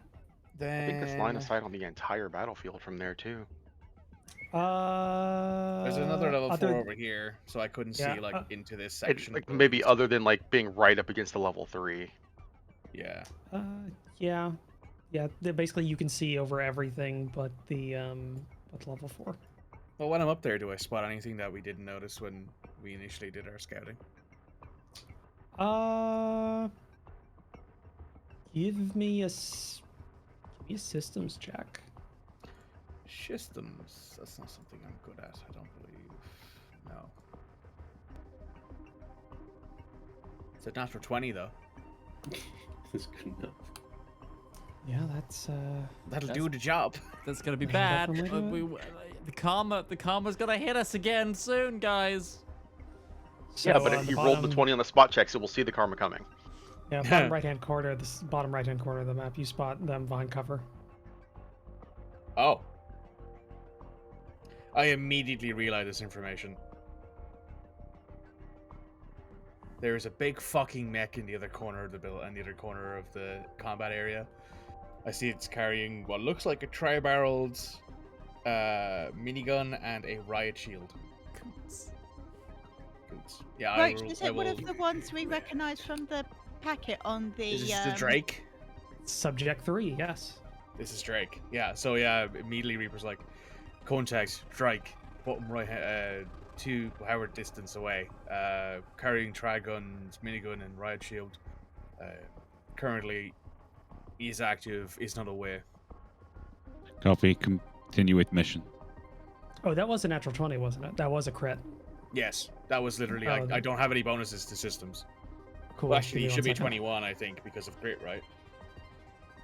If you got a bonus to grit. Yeah, I have 1 well, no, grit. it's not a grit check. It's not a grit Yeah. check. It's a systems check. You don't get grit. Yeah, that's true. You don't get grit bonuses. Hold Don't on 1 get second. grit to that. Yeah. Cool. Yeah, you also get this one. Just let me make sure that that's updated. Bottom left-hand corner. Oh. Also spotted. Fuck, what's the name of that mech again? It's the spotter one. Swallowtail. Eva. The swallowtail. Confirmed spotting of Swallowtail as well. Is within range. Permission to switch target. Granted. Damn it! I didn't get a chance to spring these on you. That was going to be the fun part. Yay! Good job, Mikey. This is where the fun begins. This is And where that's the subject fun to, begins. On your Reaper just dossier. like, time to have some fun. Right. Roach, you're gonna have a lot of fun with what I'm about to do. Possibly. You don't know what these are built as. True, but I know what I'm built as. Mm-hmm. I'm going to target Diva. Okay. I'm going to activate Crack Shot. Cool. Oh no, it's a protocol. I have to do it at the start of the round. Never mind. Yeah. Cool. I will instead shoot the Diva. Please don't do that in real life, people. Don't shoot your divas. They just need some attention. With my anti-material rifle. Is there anything else in here that I can add to make Roach's life hell?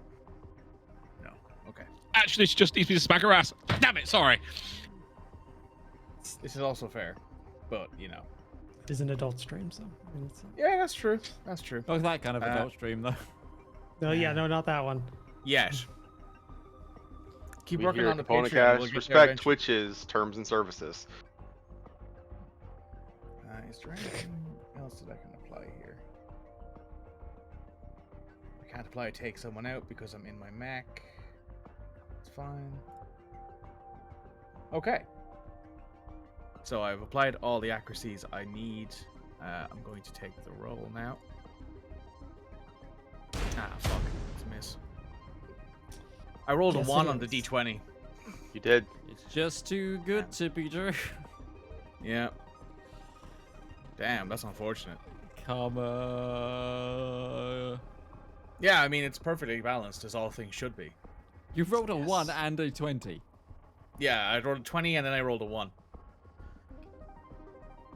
Yep. Did Just roll a keep flipping the 6 on coin. the accuracy. Yeah, I assume I was close enough. I'm pretty close to hitting it because I know that most mechs don't have super high evasion. Oh, so. no. All right, that's fine. This is a I will swallowtail. then instead- Yeah, this thing's the stealth mech. It's Right, that's that done then. I will instead. Well, The only reason you even spotted it was because you got a natural 20 on that. You got a crit on your. Take the artillery, Mikey. Yeah, I can do that. So instead, I would shoot at the artillery.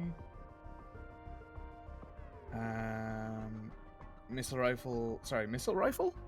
No, that's a bolt gun. No. Missile rack and assault rifle. One of those Within- weird missile guns that the new Space Marines got that look stupid. Maybe, yeah. Hit for 2 damage with the Ooh. assault rifle. Actually, am I within? Oh, I am. All right. So since I hit that attack, Roach, I need that mage. I assume it is to make a hull save or become slowed, impaired, and unable to take reactions till the end of the next turn because of ambush. Cool. Okay. Which is why I was really hoping I hit the diva, but here we are. 18. Damn it. Anyway, it just says make a hull save, so I assume the DC is 10. Yeah, usually. Right. Set that knock. Cool. Where would that be? Your save is. Oh, it's 11. So yeah, never mind. On the main screen Yeah. page. Yeah, never mind. That's cool. Yeah, and then I will proceed to shoot it with the missile rack. And there's nothing nearby, so. Look over. Yeah. Ah, damn. Combat ineffective round. It happens. Will then Happens to finish the my best of movement us. by climbing back down the building. Oops. Whoop! Missiles down the building. Right. And I am no longer Cool. hidden, so let me just get rid of that. Boop. Oop. There we go. All right. Okay. Now it's the enemy turn. By the way, because you have NPCs on your side, you can pick when you want them to go. Mhm. Okay. Let me know, and I will work, and I will do my work. But right now, of what is available here, I think.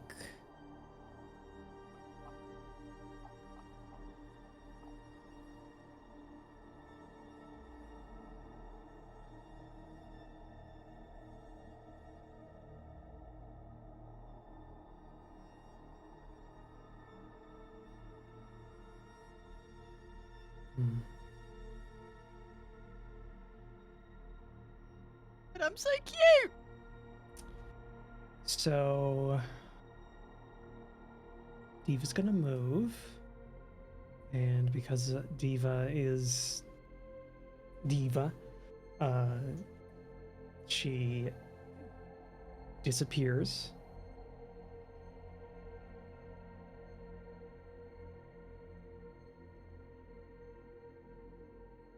And then you see her reappear on top of another building. And she's going to target. She's here.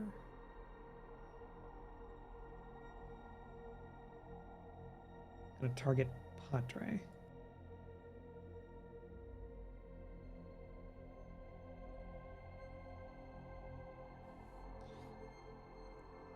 Wouldn't be a combat without Padre getting targeted. Yep. It's written in the bylaws. Generally, just Midge being targeted. Yeah. It's not a stab, though. Mm. It's not like a melee stab attack, so you're okay It's for the true. minute. That's true. You're not getting shivved by a girl. by a little Teenager. girl. Yeah. He had that a few combats ago. We'll give it a minute. Well, Blackjack definitely wasn't a teenage girl. So. That's true. You have no idea what Diva is, though. So God, it's gonna be like target. an 8-year-old. It's gonna be like that fucking. Was the Miles Morales Spider-Man versus like the one that is like the 6-year-old Spider-Man in a Spider Mech? Oh, Penny, or is it Jenny? I think it's Penny because it's yeah. Penny Parker. Okay. Yeah, Penny Parker. Critical hit. Oh. Can I use my reaction to? Okay. I won't do that then because the damage has been rolled. Well, there's no damage roll. It just does have flat 7 every time it hits. So that's why the crit didn't do any extra. Because crit just means you roll more. Yeah, I know, but Yeah. So yeah, damn, that was a good one too. Yeah, nope. So she fires at Padre. You take 7 damage. Make sure you apply that to your sheet. Remember, it does not auto track that.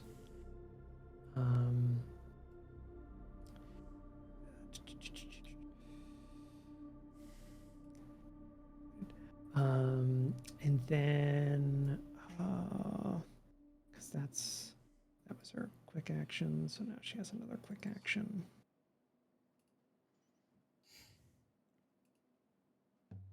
In her movement action, I think she's gonna do. Gonna take one more quick action.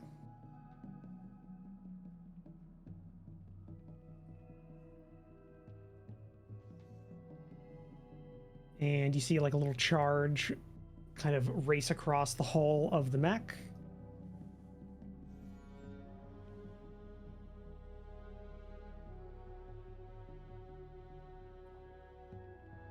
And she kind of teleports to another building on the opposite side of the AO. Okay, that's fucking cool. She is. This is what she's made for. And that's the end of her turn. I would like to go last, so because I have a plan, but it involves me going last. So, Roach, do these 2 units that are kind of right in front of us, do they appear to be the same breacher models that we've encountered before, the breacher grunts? Yes. So we know what those things can do, just for reference. Yep, If when they get a hit, shot. they hit really, really hard. Mm-hmm.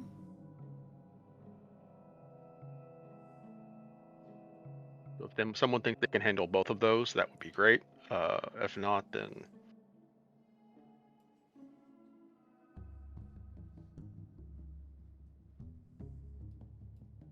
they could theoretically hit both of them. I think I can take the one on the right. Well, also remember, I if can they are, I can definitely shoot both of them. I can mortar one and gun the other one. if memory serves, they only have 1 hit point each. So we just need to be able to do 1 damage to each of them.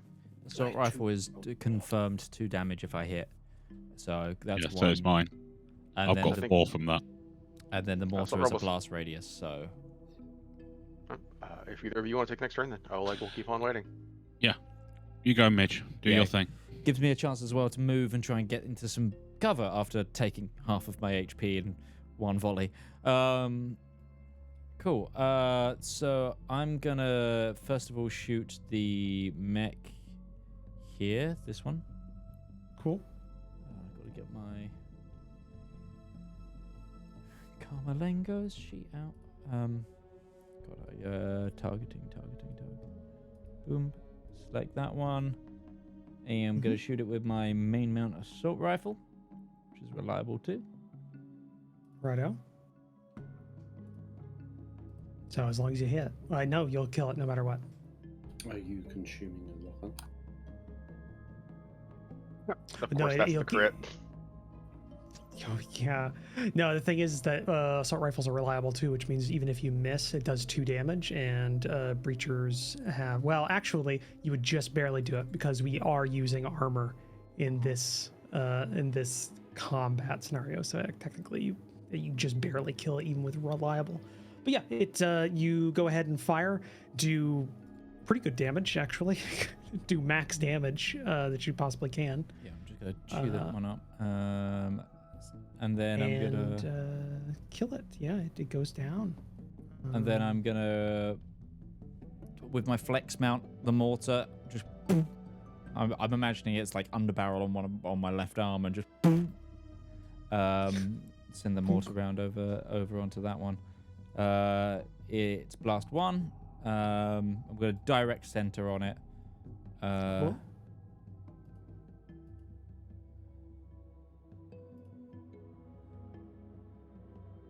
Roll. Oh. If only we had done those in the reverse order.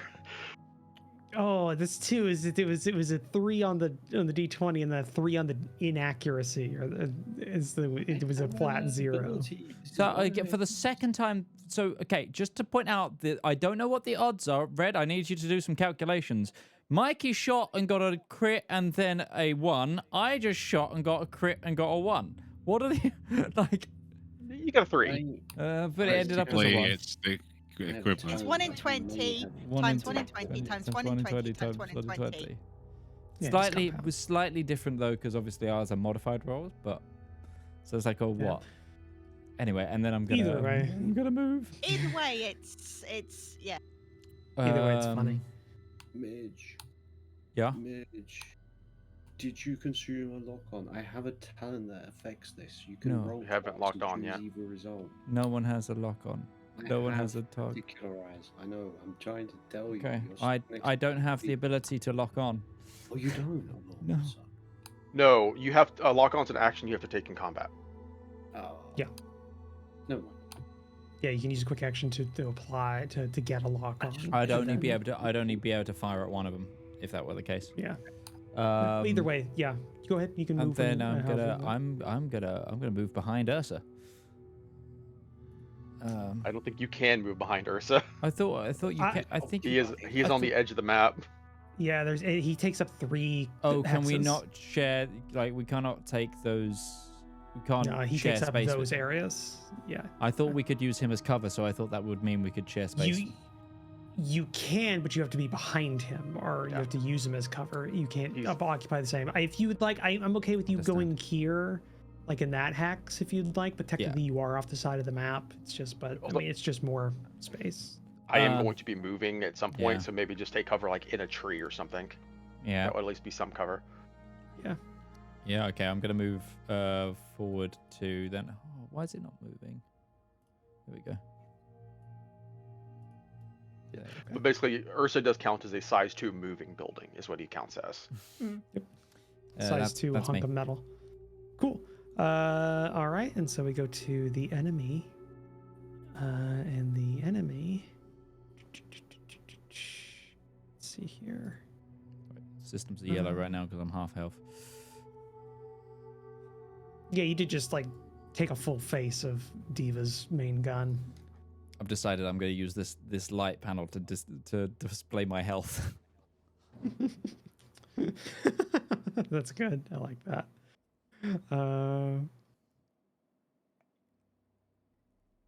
Yeah, I think what's gonna happen is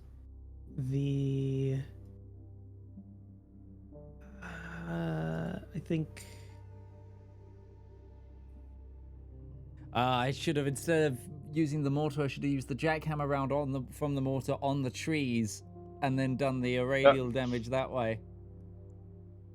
Would have been a better move. Oh well. Second deployment. It's fine. It's second deployment. Yeah, second deployment. It's technically your first full mission with this group, anyways, because Padre was a survivor of a crash in the previous one. I've been in one fight. Yeah, you've been in one fight. This spotter is going to go ahead and target the only one it can really. I mean, it could see Padre, but it can see Ursa, and Ursa looks like a dangerous individual. Given the fact that Padre is a building.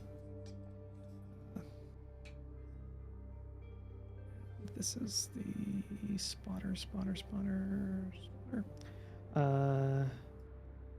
So he moved, and he's gonna target you and attack.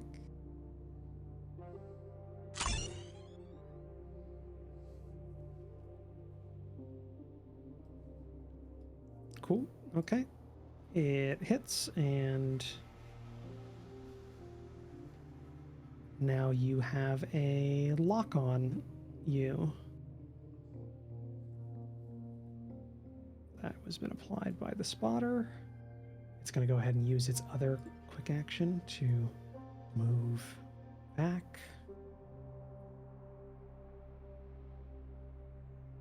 And that'll be the end of its turn. So, who wants to go on your side? Or do you want to go on? Who do you want to have go on your side? I can take that breacher.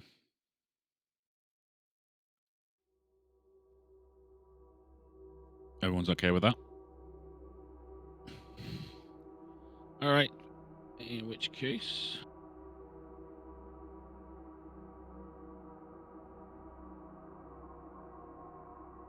I will use my rapid burst jump system. Okay.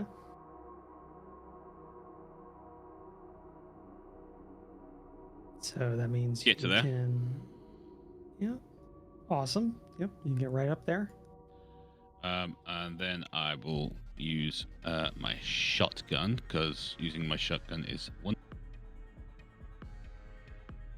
Use the shotgun. Where do you want to say it? Shotgun to the face.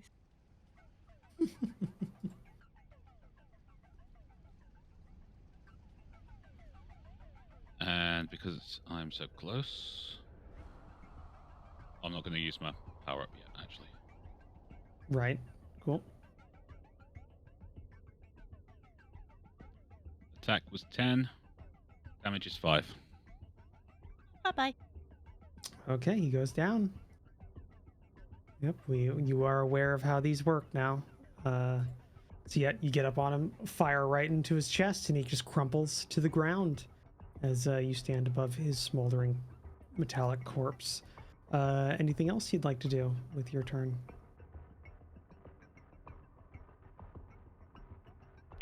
Can I fire into the building to the infantry? You could. They would have full cover, and you would risk the building's infrastructure, like the actual structure of the building. Probably not a good idea then. So, yeah, it's up to you. Anyone else got any ideas? You could use lock-on on one of the other targets, because that's a quick action. Yeah, you could apply lock on to something you can see, if you'd like. All right, in which case I will... You can see the mage, you can see the infantry. You Again, will see- the infantry would be damaging the building. You theoretically could see Diva. I'm not sure how far the lock-on action actually has a range of. You I would believe use it's in systems range rather than It's within you. sensors. sensors. Yeah, yeah, 10. So yeah, okay, you wouldn't be able to get Diva. No. But yeah, you could get the mage or the infantry. So the mage is available. Okay, in which case I will move back behind the trees again, so that if the infantry decide to shoot at me, it's going to make it difficult for them. And then I'll use lock-on on mage. Did you use your free boost in? Because that was... Yeah, he used his boost to get up that far, and now he used his movement to move there. So he still has one quick action to do the lock-on. Well, boosting is a quick action. I thought what it I'm was saying. movement. No, boosting is a quick action. Because that's taking basically the dash action. The Everest can do it once a scene for free, but that's just a once a scene thing. Yeah, it's true. Okay, I'll just move there then. Taking the... Yeah, your rapid burst gen system just means you fly when you boost. Yeah. So. So okay, you just move there. You're not doing any of the targeting thing. Cool. No, because I can't. All right. Okay. Then I think the next thing is going to be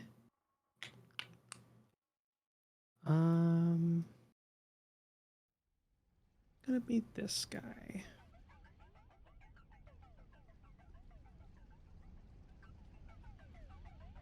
we go. 1, 2, 3, 4. Dash. 1, 2, 3, 4. Check the range on that. Yeah. He's gonna do he's gonna do a double, he's gonna do a dash and get up to there. And that's it for Coots' turn. So, on your side, who wants to go? We've pretty much eliminated everything that's within Oleg's range, so at this point, Oleg does not have any effective targets, so there's no reason for him to hurry. Do we send in the others then? No, we've still got the spotter, which can help the two nasty mechs get better shots, and the mage.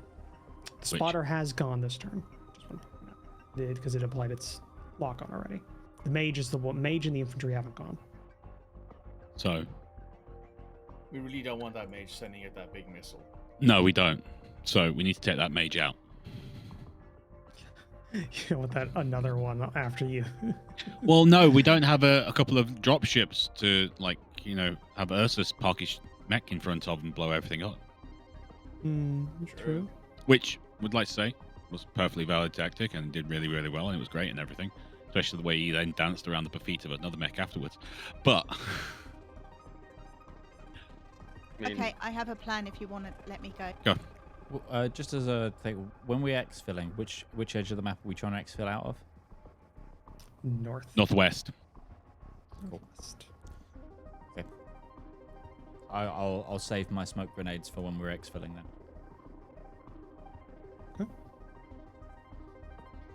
Okay. Spanner. Right, I am.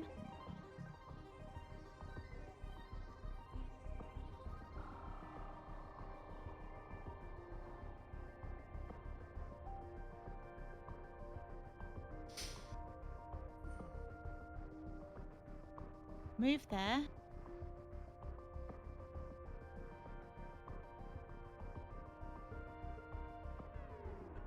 And then I'm going to take 2 quick tech actions. Okay. So on the mage, I would like to apply lock on. Okay, I think you do need to roll a tech attack against its I think E lock-on defense. might I be can one do of the that. exceptions to that. Possibly. Yeah, choose a character within sensors, they gain the lock-on condition, period. Cool. All right, it has a lock on now. And in addition to that, I would like to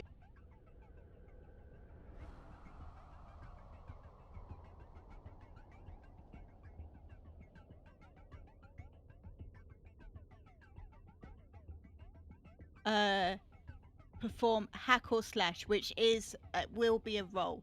Your target cannot benefit or take quick or full tech actions until the mech is either shut down or its core computer is rebooted with the successful systems check as a quick action. Okay. So I can do that, or disabled life support. Your target receives 1 difficulty on all saves. There's also the baseline invade. Fragment signal is just one that all mechs can take. Which is, if you succeed, the target gets fed false information, they become impaired and slowed until the end of their next turn. That is true. That's probably actually the best one, so I'll go with that one. Pure invade. Okay. Go ahead and roll your attack, and we'll see if it gets past its E defense.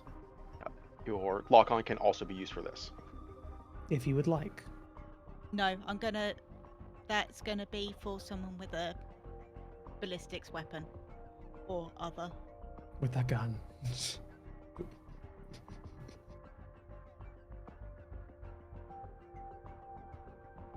And I'm gonna use my accuracy, Roach.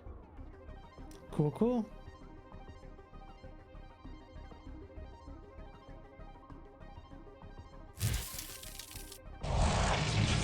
All right. Yep, you get past it. It's E defense. So was that impaired and slowed? Here it is. It also takes 2 heat. Cool. I've just got to make sure slowed is applied. Stacking things here. Heat 2. Cool.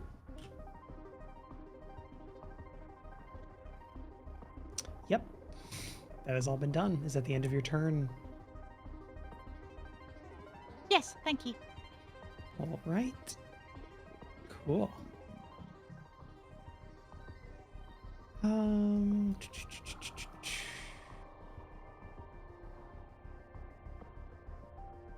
Diva's gonna use her second activation.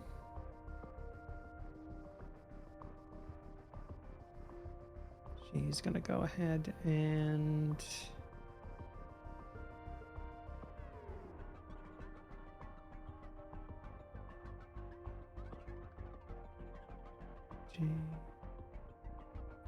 didn't recharge that.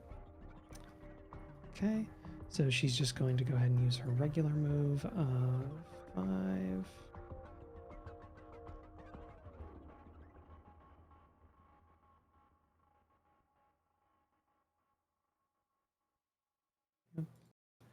She a similar sheen and a teleport happens, but not anywhere as nice or out of place as the previous one. Not as powerful as the one you saw her do previously. And she is going to go ahead and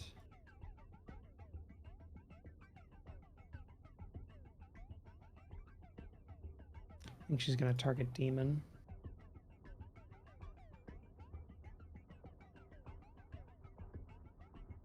Go ahead and fire her main gun.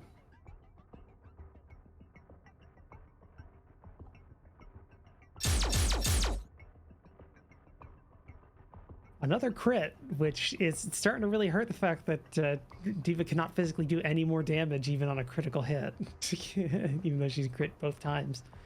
But yeah, fires out and strikes you, Demon, for 7 energy damage.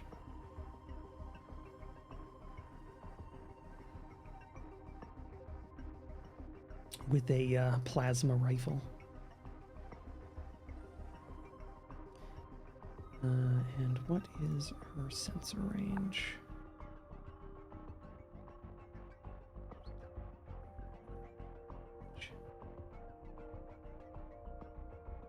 And she's going to use her other quick action to apply a lock-on to Straight Leg.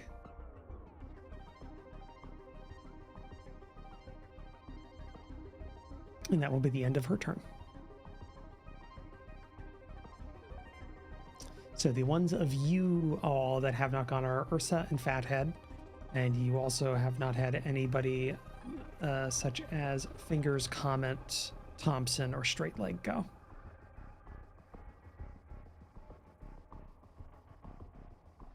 Guess we should probably get the allies involved. Up to you.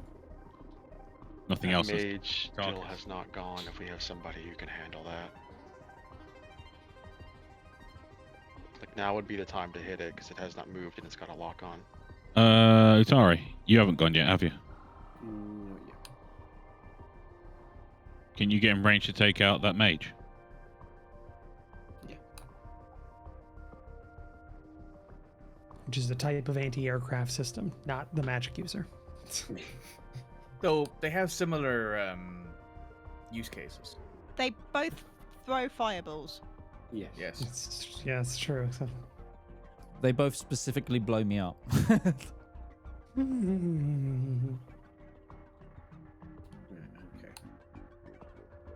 So yeah, you can get a movement you get basically your regular movement, and you get that as just a movement action. You can take that whenever. It doesn't need to be before or after anything else. I think you have a speed of 4, so you can move 4 hexes. And then you get 2 quick actions or a full action. You can shoot on you can shoot 1 weapon system or 1 weapon mount on a quick action.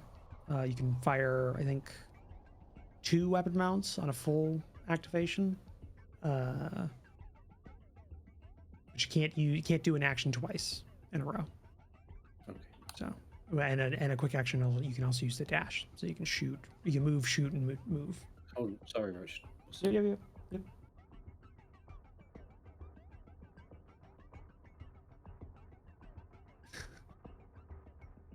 Sorry about that. Good. So yeah, go ahead and whatever you want. Right, okay, so I'm going to take my move action. Cool. I'm just going to move there. That should give me some obstructing trees with a lot of other folks. I'd recommend you shift over. You still have 1 movement of hex. If you shift over 1, I think you have a shot, because there is a building between you and the mage at that position. Actually, you have to go like Right there.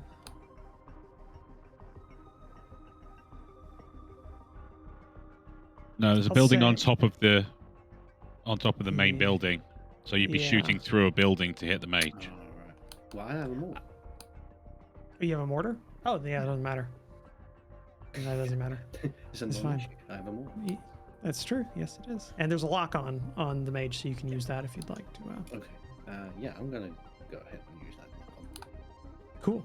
Yeah, and you'll see there's like a little quick action once you have your mech selected. You actually see a little quick action in the top left-hand corner of all your things you can do, including your attacks.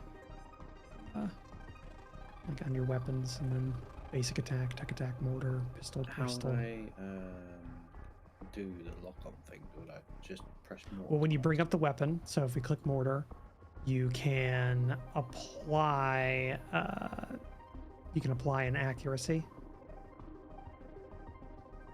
or it might ask you to if you want to Okay. use the lock on or not. Okay, so I can apply accuracy. This is basically the Or it same has thing. consume lock-on highlighted. Okay, then that'll do it. So Then it's assuming should you be already do it. red. Right, that box wants to be red. Yeah, you want it selected. So yeah. Okay. Because I can double check it for you. You would want consume lock on. You want it red. That is correct. Okay. I just want to make sure that it's not. That basically it'll just something- cancel out your inaccuracy. Okay. And just roll. Nice. Hey, there you go. Another crit. That's all we've rolled. Crits or misses. There is no in between. Yeah, and it sucks too because you rolled the same dice on both your d6s, so you just did 2 4s, so just took the 4. But yeah, so you did 5 damage explosive to the mage. So yeah, it's not doing so hot. And you've still got a quick action, so you could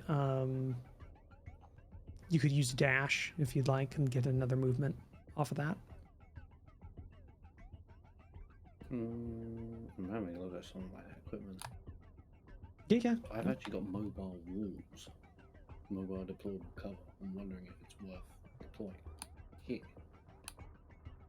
I mean, Up to you. It's we need to That's a exfil through this region, so having protection here would not be a bad idea. Yeah, that's kind of what I was thinking there. you're talking about the Jericho deployable cover. Yep. That's a full action. Oh, is it full?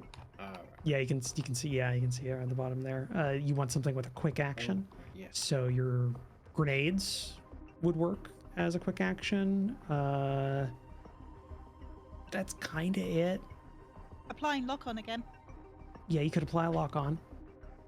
Though you wouldn't be able to do it on the mage because you technically don't have line of sight on the mage. Ooh. Deploy Jericho deployable cover is a quick action. Wasn't on the sheet. Yes. I'm looking at it on CompCon. And you don't need line of sight to apply lock on. It needs to be in sensor range.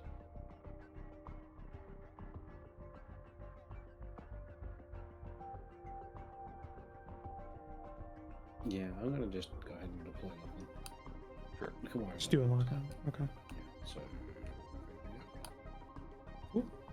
You don't need to roll anything. It just goes on. Just like put that on the boy, and there you go. Cute. Awesome. All right, so that's the end of Fathead's turn. And let's go with who do we got now?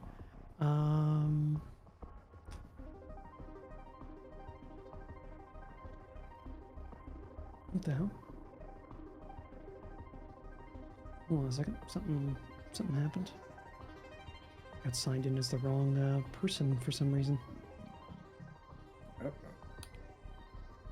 Yeah, for some reason the game thinks I'm red. I mean, does that It's not a mean bad thing. I'm you? No, it just means there's two reds.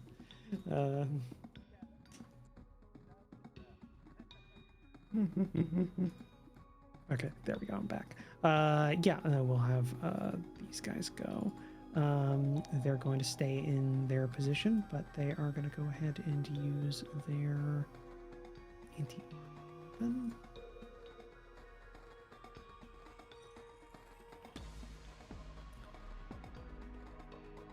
Technically, they don't have a shot on anybody but Spanner and Ursa. No, I guess they would also have fingers. Actually, what's that range there? Yeah, we're gonna go with. Oh god, both of those. You're equally big. You're equally dangerous to them as squishy meat people.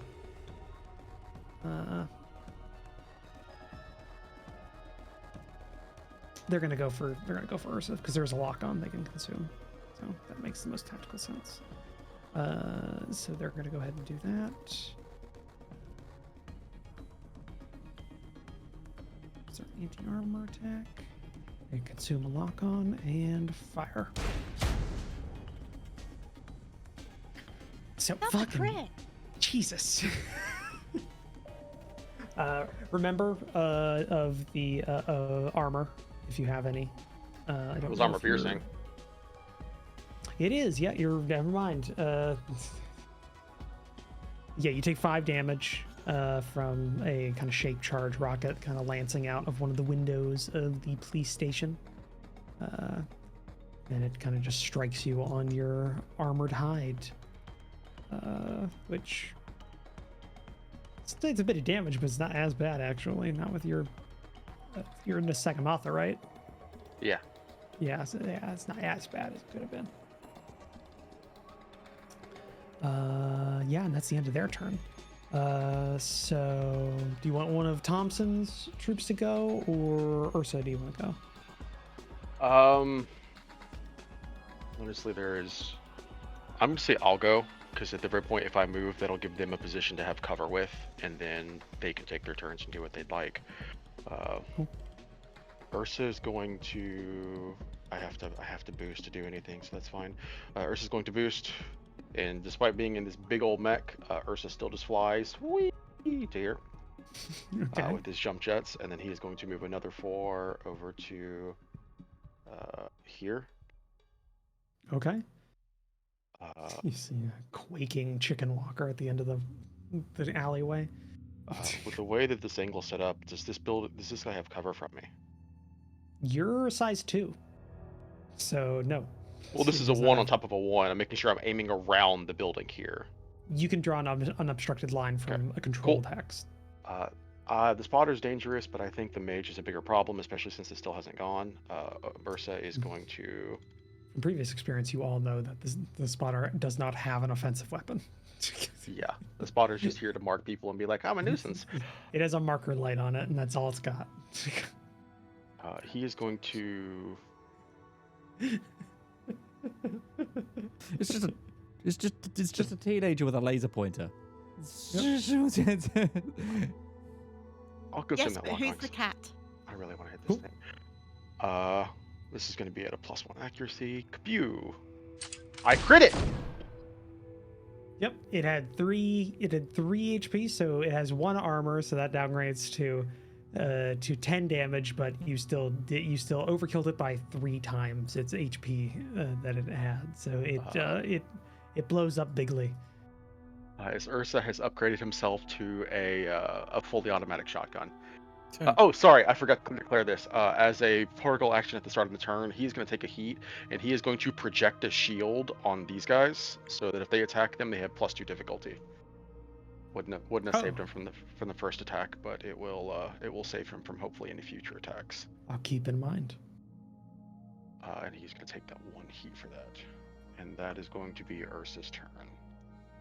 Cool. All right, so it's going to be Thompson's crew now.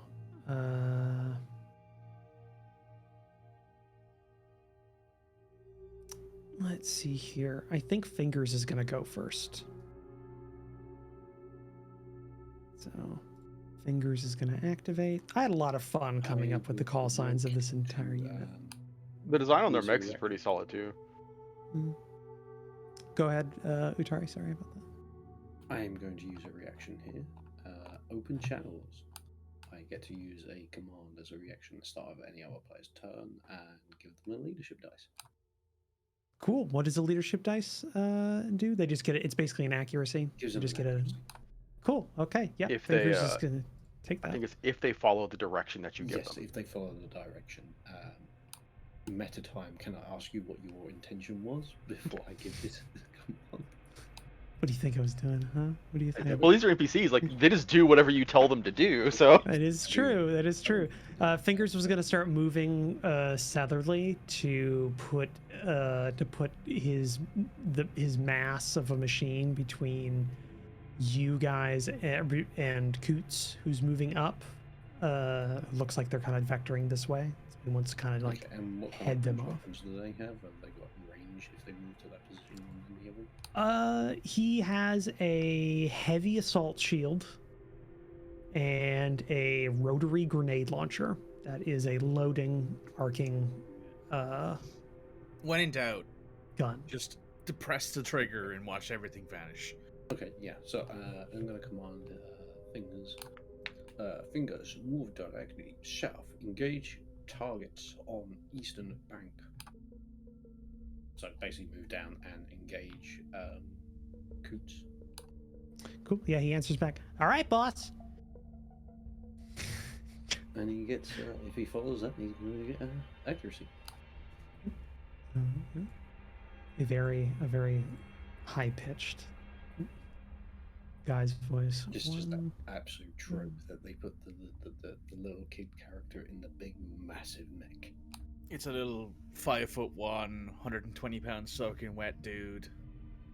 Yeah, like Steve Rogers before the Vita Rays got him. Yeah, to become Captain America. Before he started taking that. roids. With the fantasy anime where it's like the effeminate character is always the one with the hulking giant sword.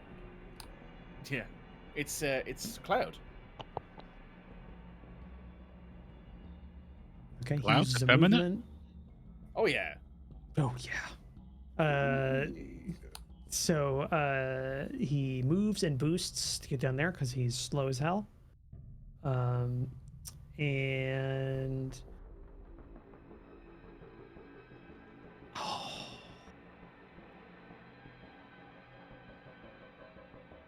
please tell me. No, it does not have a range.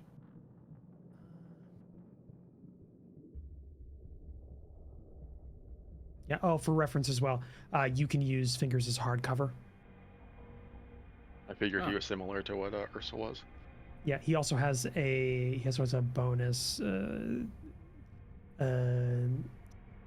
One allied character adjacent to him gain resistance to all damage dealt by one character within line of sight. The Bastion may choose a new allied character or target as a protocol. Yep. So basically, if you get next to him, he can provide you resistance against somebody else. So if you wanted to like deal with Diva or something like that and got next to him, Diva wouldn't be able to do as much damage to him, or etc. There we go. So- Did I like apply a thingy to the character? Because I can actually mash the button. It doesn't apply anything as far as I can tell, but it's good to keep in mind. I'll keep that in mind. He hasn't done anything yet, really. The only other thing he could do is shoot at the building, but it is a rotary grenade launcher that is a. That it's a bit potentially overkill. has allies in it, so Yeah, so Let's he's not not do going to that. do that. Yeah, he's not the big dumb guy. He's so he's not going to do that. Okay, that's the end of his turn. The enemies. The enemies. Who wants to do the roll of fate that sure. Red took last time? Let's do that. Okay, cool. That's a 14. 14. Yes, sir. Yes, ma'am. Yes, ma'am.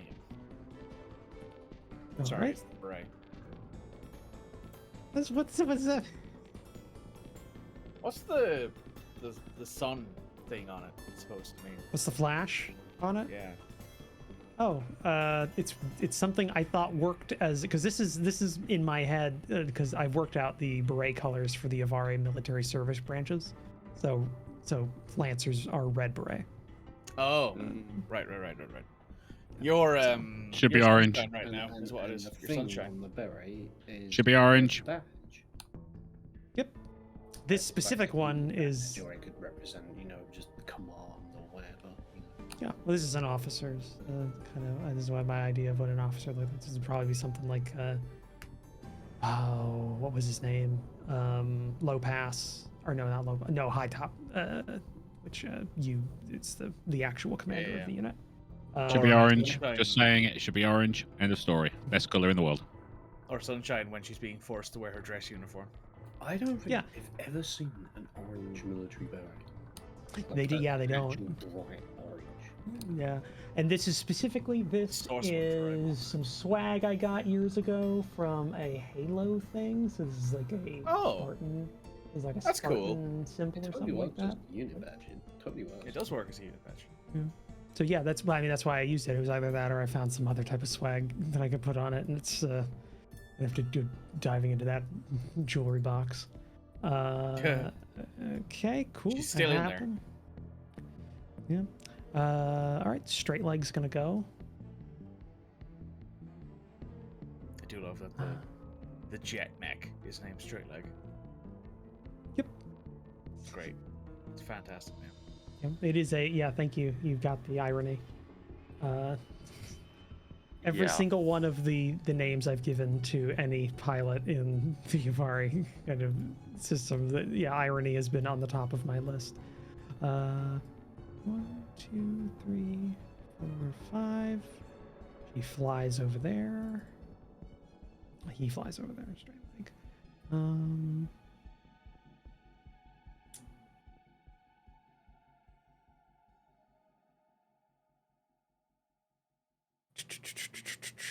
I think that's all they're really gonna do. They're gonna get next. They're gonna get next to fingers at the end of his turn.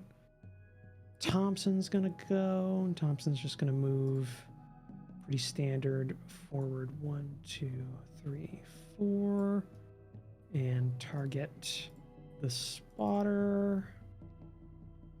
Almost certain he's within range.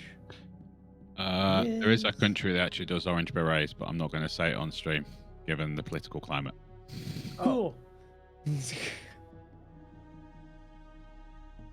Yep. So yep. Okay. Sorry, Thompson is Midge. in range. The fact He is, didn't I admit- he already didn't- knew the answer, and I didn't unmute for a reason. No, Rival was fighting to make that call out. That was so important to him.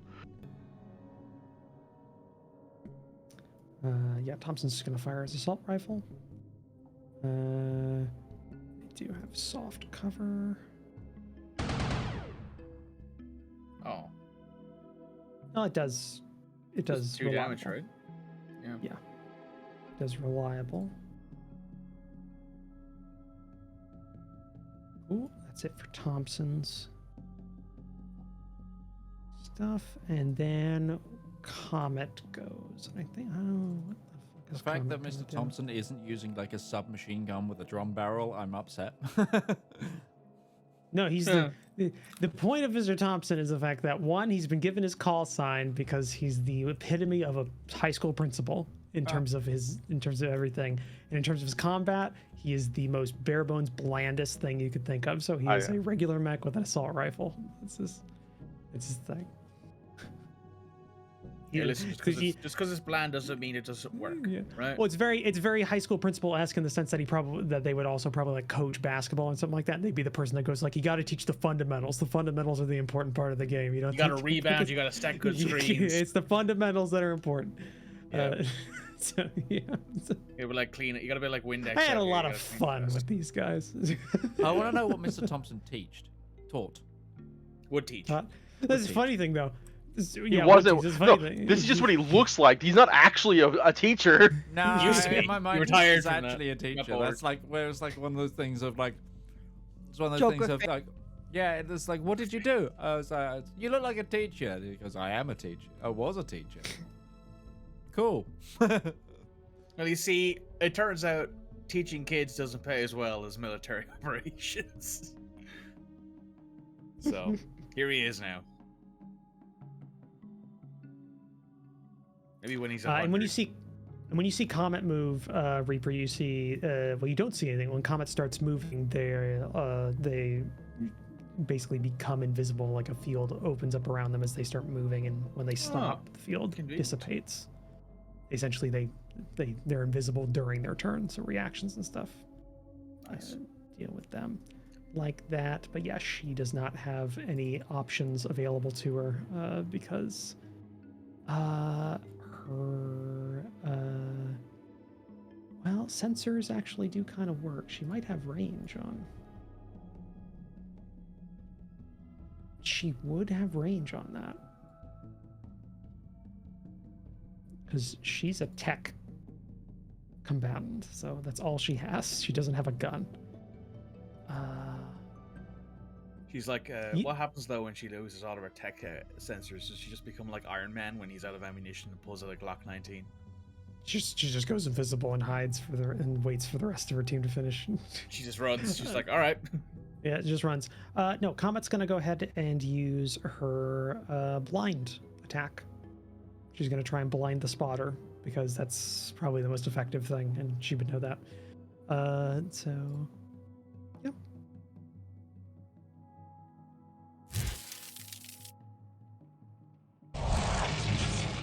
Ooh, nice. She hits and blinds the spotter. I'm pretty sure that where is blind? There's something here for blind. I love that. That's great, and she can stay. Yes, we keep her. She's ours now. I'm telling you, most of these like they're all competent. I have no doubt they're going to be extremely useful here. Yeah. I mean, we're Hammer Group. We are the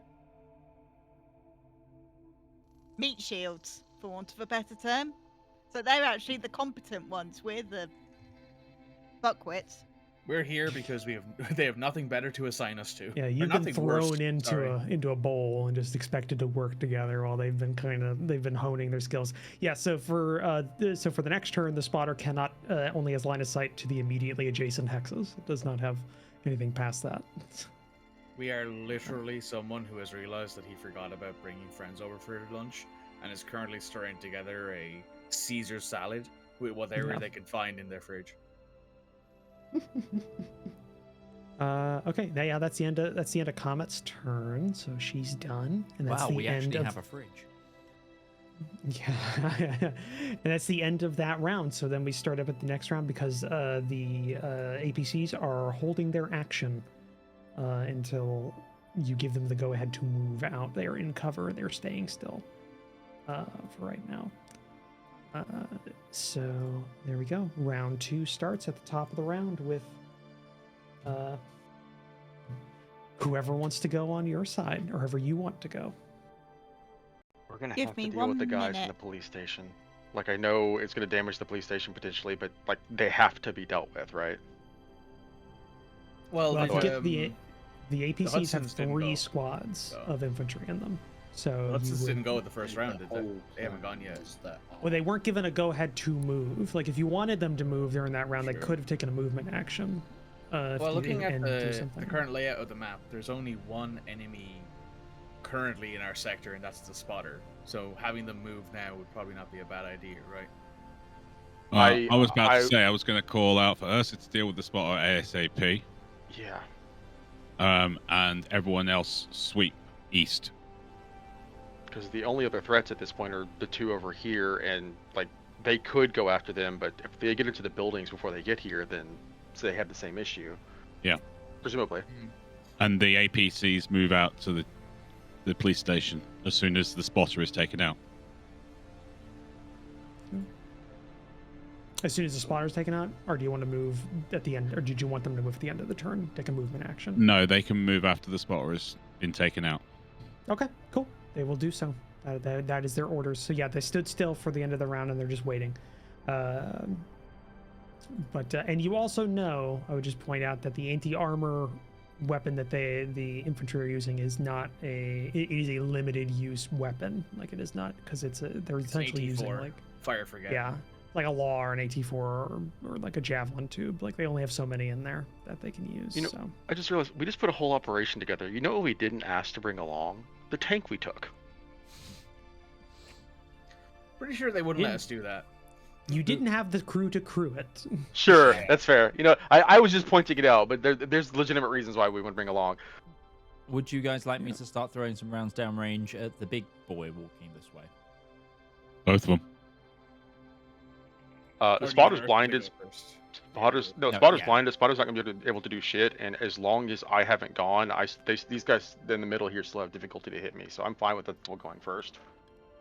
Because I'm gonna set up siege mode and just Plus, start Mac cannoning my way down there, I think. Yeah. and if the spotter moves, I get to take a free shot at it. So I'm fine with letting it go before I do. All right, then. Midge first, then. Fantastic. Okay. Right. Okay. Carmelengo is first of all going to use a quick action. Yeah, because it's only if I don't move, right? I can't move and shoot my big ordnance, right? That is correct. Okay, cool. You can move. You have to move after you shoot it, though. Yeah, I'm not going to. I'm going to use a quick action to deploy my siege stabilizers, which, while extended, all my range attacks gain +5 range, but I become immobilized. I can't make melee attacks, and I can't make range attacks at creatures centered or objects within 5 of me. So basically, 5 of me is now a no zone, but I get 5 on everything else. I'm then, first of all, going to then fire my howitzer, which is now a range of 25. Which is Yes, sorry. Yes, Fathead, you were trying to cut in there for a reaction. second. I'm going to order you to go into siege mode and start lobbing shells. Nice. Will do. Start yeeting shit, bitch. I'll allow it God, because Dad. yeah, I I'll was allow it. trying to say. So now I I knew. Yeah. I can hit the big boy from here with my howitzer. And So it's canceled out with the accuracy if you fire against the inaccuracy, so it'll be a flat roll. yes. So boom. This is blast 2 as well, as a reminder. So if there's anything I can't see around there, it's about to also feel this pain. Don't you I'm trust just me, gonna- Mitch? I'm just gonna say, Fuck by the no. way, you can hit both of them if you put it like here. If you put the blast here, you can hit both of them. It's a good idea. Let's do that. Yes. See? Still gonna focus the target on. Wait, can I target more than one?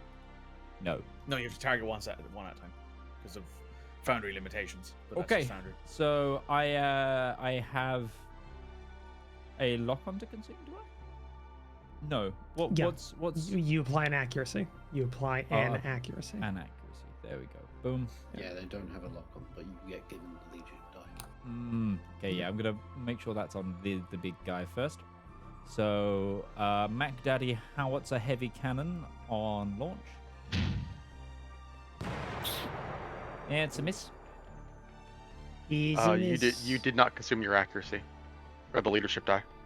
No, it's No, he did. it's- Oh did, right, because because it's it's inaccurate. I inaccurate. forgot. I'm He sorry. canceled out. Yeah. Yeah. And was then a I'm flat gonna roll. roll it on this lasso bit. Oh, I can't. Don't forget to. Wait, you I have need to, to. yeah, you're gonna have to I've- roll it separately. I have to Don't hit forget- loaded again because it unloads automatically. Yeah. Don't forget, by the way, the accuracy still applies to this roll because you're attacking her, so you still get to apply Mhm. Yep. Doesn't fucking matter. They both miss. Okay. For you're not that. effective. Closer. It was a great Close. idea, Midge. It is what it is. But Set yourself up for more things later on. it's fine. It's totally fine. It's totally fine because she's still in range. I'm gonna take a heat, and I'm gonna use a third quick action using overheat. Because I want to start taking heat as a nuclear cavalier. Yes, you do. So I'm then going to launch, because my 15 range mortar is now a 20 range mortar because of siege stabilizers. I'm going to hit the corner of the building in front of her. Oh, actually, do I try and hit that with the jackhammer round instead? Hit the building, do some damage to the building, and then knock her back? No, I'll just hit her with the mortar. That depends. She's on top of that building. What's fall damage in this game again? That's assuming she takes fall damage. That is assuming she takes fall damage. Assuming she takes. Let me just read the jackhammer round again for a moment. I am looking up falling. Do do do do do do do do do do do do do Pilot do talent. do do do do. And to fill this empty space with some lore knowledge of the organization you're a part of, the other beret colors for the branches of service inside for Avari, because I found them all. To answer your right, question, where- Midge, for every 3 spaces they fall, they take 3 AP kinetic damage. Okay, so this would be 5. Wait, no, it wouldn't. Because she wouldn't fall 3 spaces. Well, she would possibly. She's on because top of a size 3 building. She would take minimum fall damage. and she'd move yeah. back 2 as well. So, okay, so that would be 5 confirmed damage because you take 2 from the jackhammer round, and then 3 from the full damage. Yeah, let's try that. I'm gonna jackhammer. Theoretically, the corner. again, assuming she takes fall damage. This is for science. I'm gonna jackhammer around the corner of the building and knock her back. Well, either way, it's gonna knock her back 2. She 2 does spaces. get a save against the knockback, doesn't she? That's any knockback does. characters adjacent to your target are knocked back from it. I don't believe they get a save for that. I think that's Yeah. just an effect that happens. It's just the effect True. of the jackhammer round and my siege specialist abilities. Okay, yep, that works. Yeet. I imagine the jackhammer rounds, it's like, so this is how I'm imagining them. I believe they're like shell-shaped, but in the center there's like a coil, so the top of them works like a drill. Yeah. That's my cannon for it. That's my cannon. It's like a bunker buster. I'm imagining like Big Daddy Drill Hand, but being fired at someone. Yeah. See, I've got the Yep. opposite idea that it has an airburst module in the back, and then it has a forward-shaped charge at the front, which is pounded in. There's a lot of ways it could work. Yeah. There's a lot of ways. It could also yep, nope, depend on it- the manufacturer. The concussive force comes from the airburst, and then the secondary explosion of the main shaped charge after. You fire it, and she flies back 2 spaces. Nice. Because you don't need to roll to hit with those; they just kind of hit. Yep. They just work. So on my first attempt. Okay, cool. Yeah, that's my turn. I'm immobilized. I've done 3 quick actions. That's me good. Cool. Okay, it's the end of your turn. Now we're gonna go ahead and do. I think we'll gonna go ahead and have Coots go.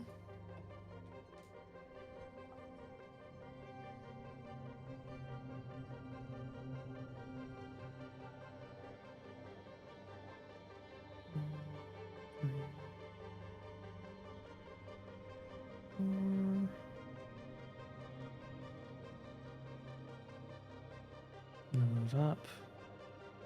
Movement. I'm just gonna measure this before I do anything else.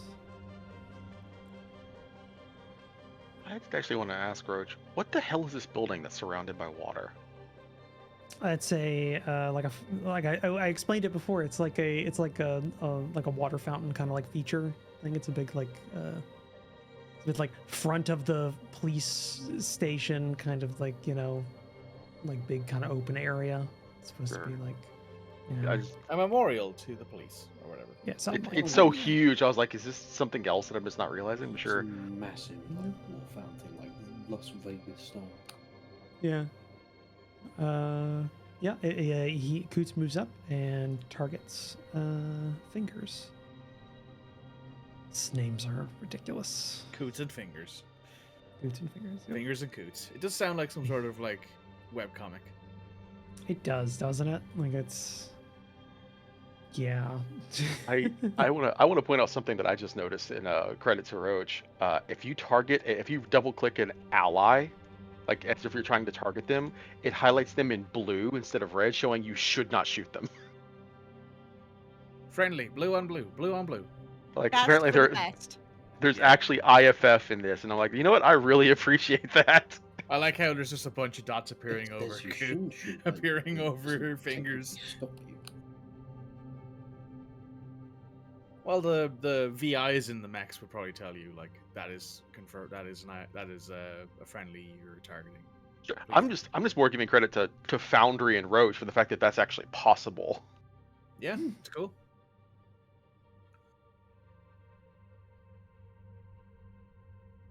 Cool. All right, I just had to double check that.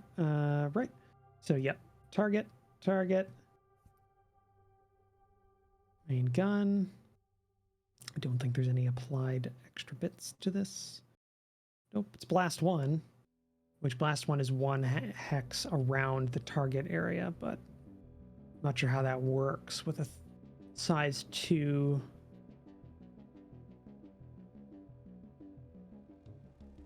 Mech. So I'm just not going to think about it too hard. That's fair. Yeah. Hey, nice, Midge. Are you enjoying them? They're Twiglets, Yeah. of course he's like They them. sound nice. They sound really nice. Yeah. Presumably, you do not. Well, we can still hear it. Presumably, you would not be targeting the mech. You would be targeting a square the mech's in. Yeah, so I'm just targeting the front, so it doesn't matter. Either way, because I think theoretically could hit straight leg, but it seems gamey. Cool. So fires. Does max damage with Great. a critical hit. Yep. I love how that just keeps happening. Just every You single know, day. you said that feels gamey. It is an arcing weapon, Roach. I know. I keep critting. I'm helping. I'm rotary trying to blast. give you just as much just as I hurt can. us. Just hurt us. Just make us suffer. Who cares at this No. point? No, I won't. A rotary plasma gun, huh? Jesus Christ. Yeah. This guy's literally just got the 40k plasma cannon, but it's on a rotary barrel. Just Yeah, keep you just see shooting. it's like That it's exists. It's That three exists. barrels. It's I three haven't barrels seen with that yet, so. It's 3 square barrels that are rotating very quickly, and then you just see like 3 little like blue zaps of energy that go out quickly and just kind of like pop against It exists, and it's horrifying. I mean, Fingers' yeah. armor. Just a Taurus quick actually question, has kind of some in universe, eliminated Roach. Mhm. Plasma repeat. Quick thing. How does it contain the plasma blast for the whole range? I mean, does it produce an electromagnetic field the whole way along, or what?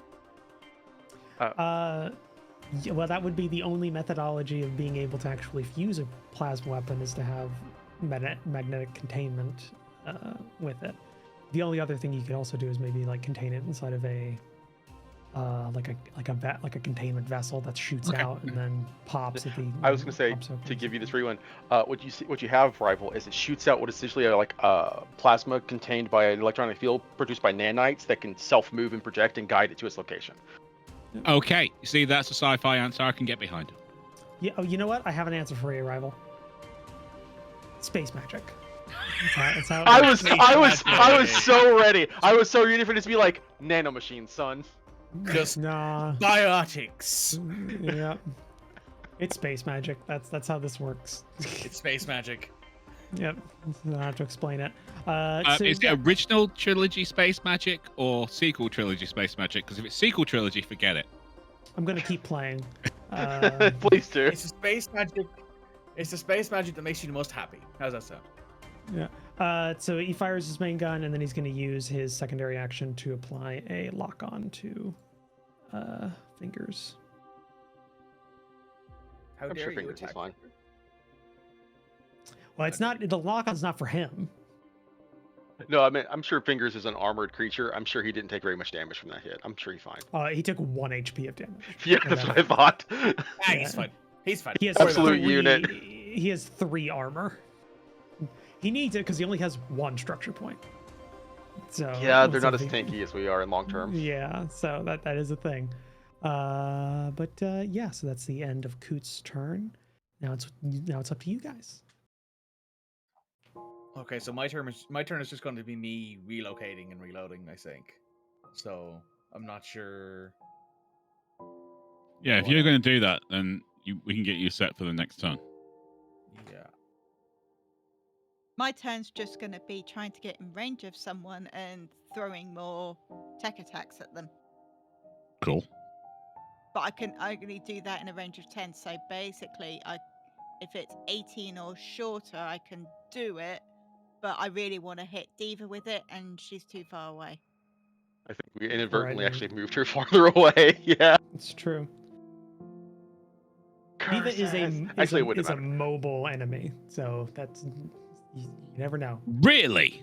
Then we got Fathead and Demon that are free to go unless we want to let Coots return fire.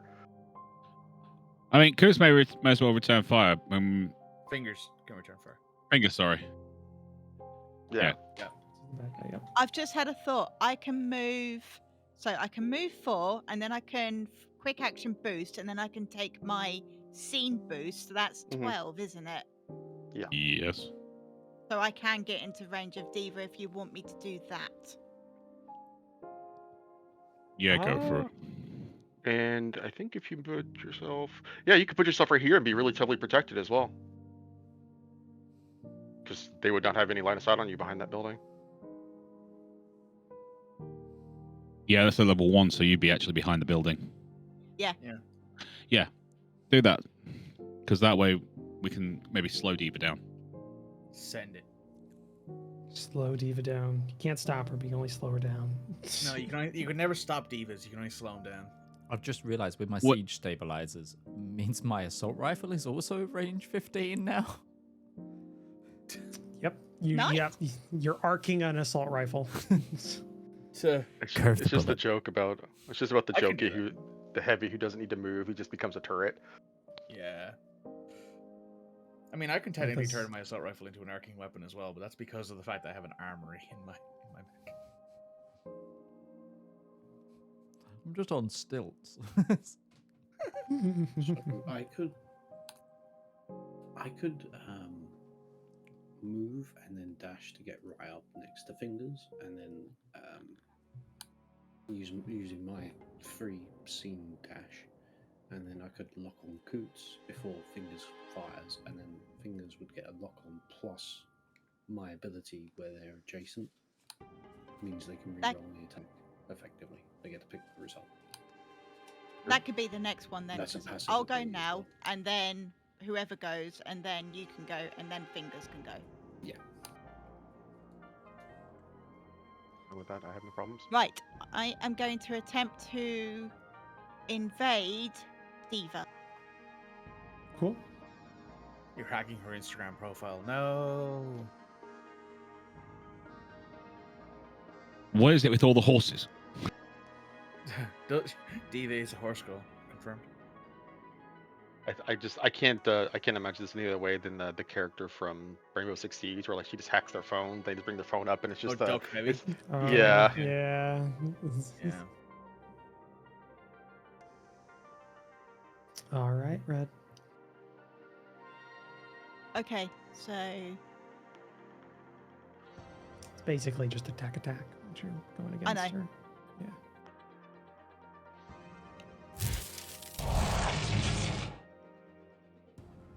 If it Okay, had been that's me Coots.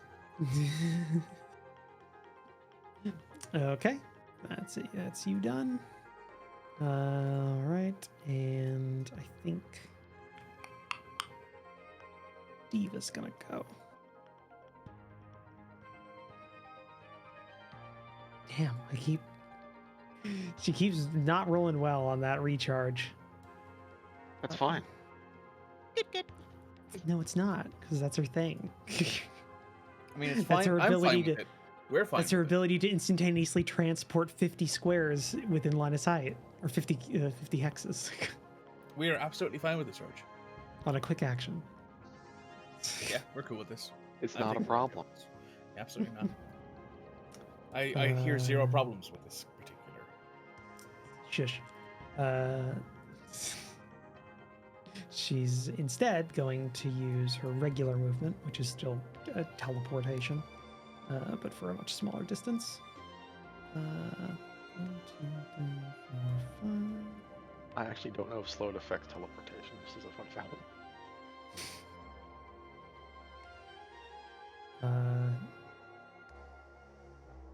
Who knows? 1, 2.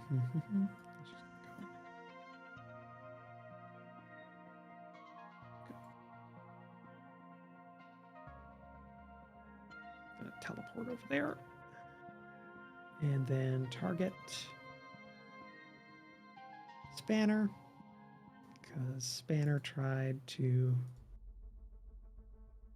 do something to her. She don't know that. How'd she know it was Oh, me? Oh, she definitely had a warning that she was being locked onto. That, and also you like made a Oh, that's what beeline slow directly does. Okay. down. Yeah. So apparently, the way that slowed works is they can only take their standard move on their own turn, and they can't make any special moves granted by talent systems or weapons. Oh. So if I had hit it, it'd been really cool, but I didn't. Yeah. it's So out. theoretically, that might stop her from teleporting. Yep. Well, the regular movement is still a teleportation, so that would still, that's just her regular movement. It's a replacement to standard walking. Why walk when you could just teleport? Yeah, essentially. Space magic. Space magic. Yeah, that one I can't explain. That's just space magic. Okay, that's a hit. Ouchie. Yeah, I think that's the first hit this entire fight. that's true. That was not a crit. That was not a crit. That was a 7. So I did crit with one of the accuracy dice. That has 2d6 accuracy on it. She is a beast. That just comes with the gun.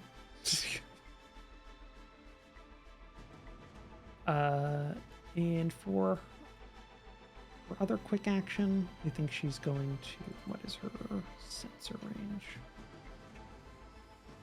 Ooh. She's going to apply a lock on to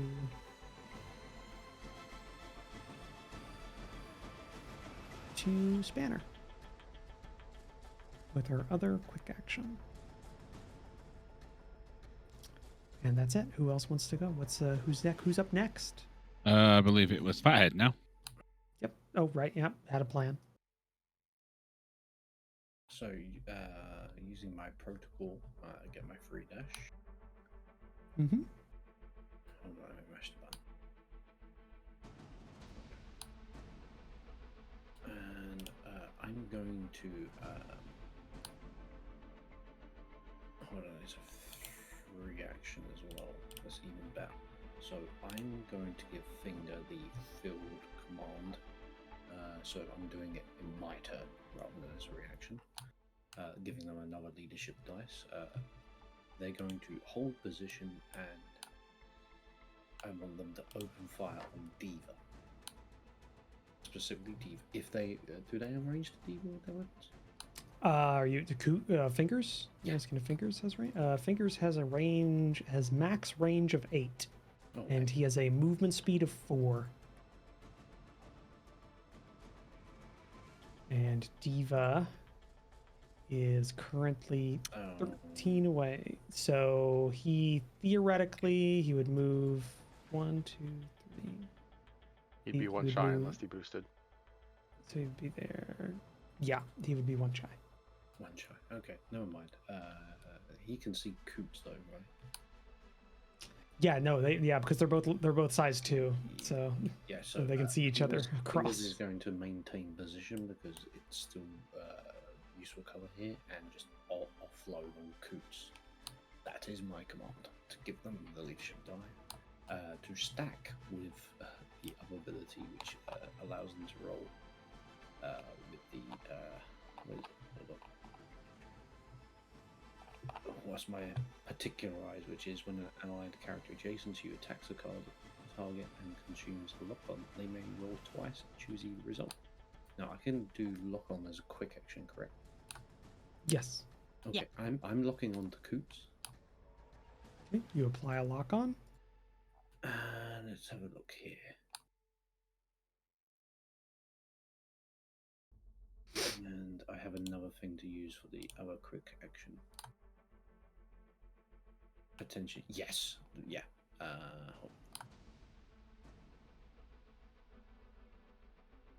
And you're sure your special abilities or anything like that aren't using aren't already a quick action? Anything like that? Yeah. The leadership one is a free action. Cool. Okay. It's free. Yeah. So I've already done quick action for lock on, and so I've got one more quick action. I'm not doing any shooting.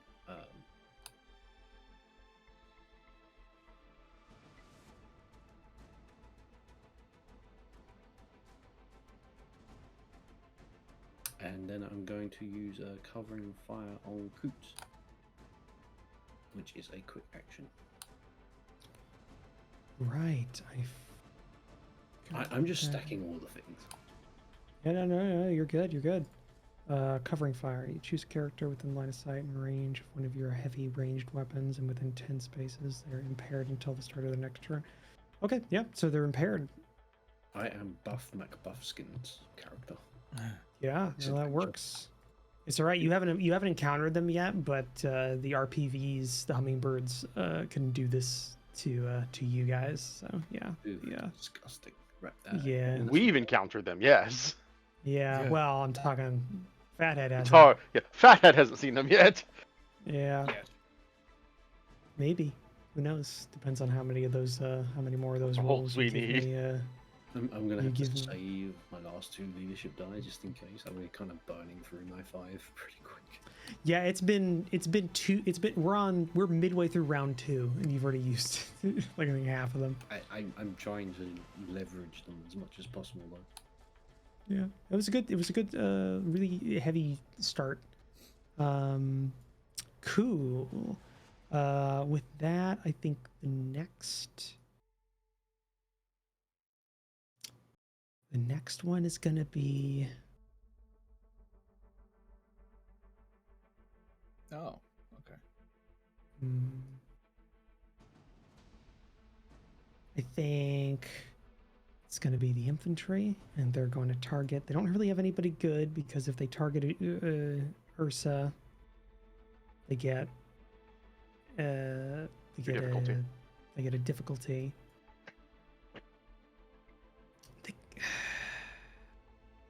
They can't target straight leg through Fathead. Even though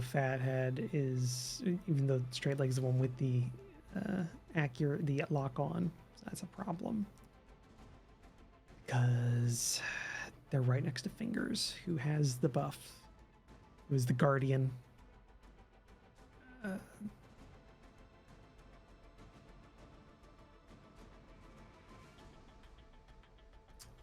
think it doesn't matter. I think they're gonna target Fathead.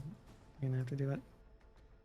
Gonna target Fathead, even though you have resistance to damage that they impart to you because of Finger's big ass shield and his protective nature. So you have that. Them shooting at other people doesn't impart anything, right, Ursa? Like it's just No, it's just I can't. It's too difficulty for them to shoot me or me to shoot them. cool. That's what it was. Cool. So yeah, they're just gonna shoot at Fathead then. It's a flat roll, but unfortunately, the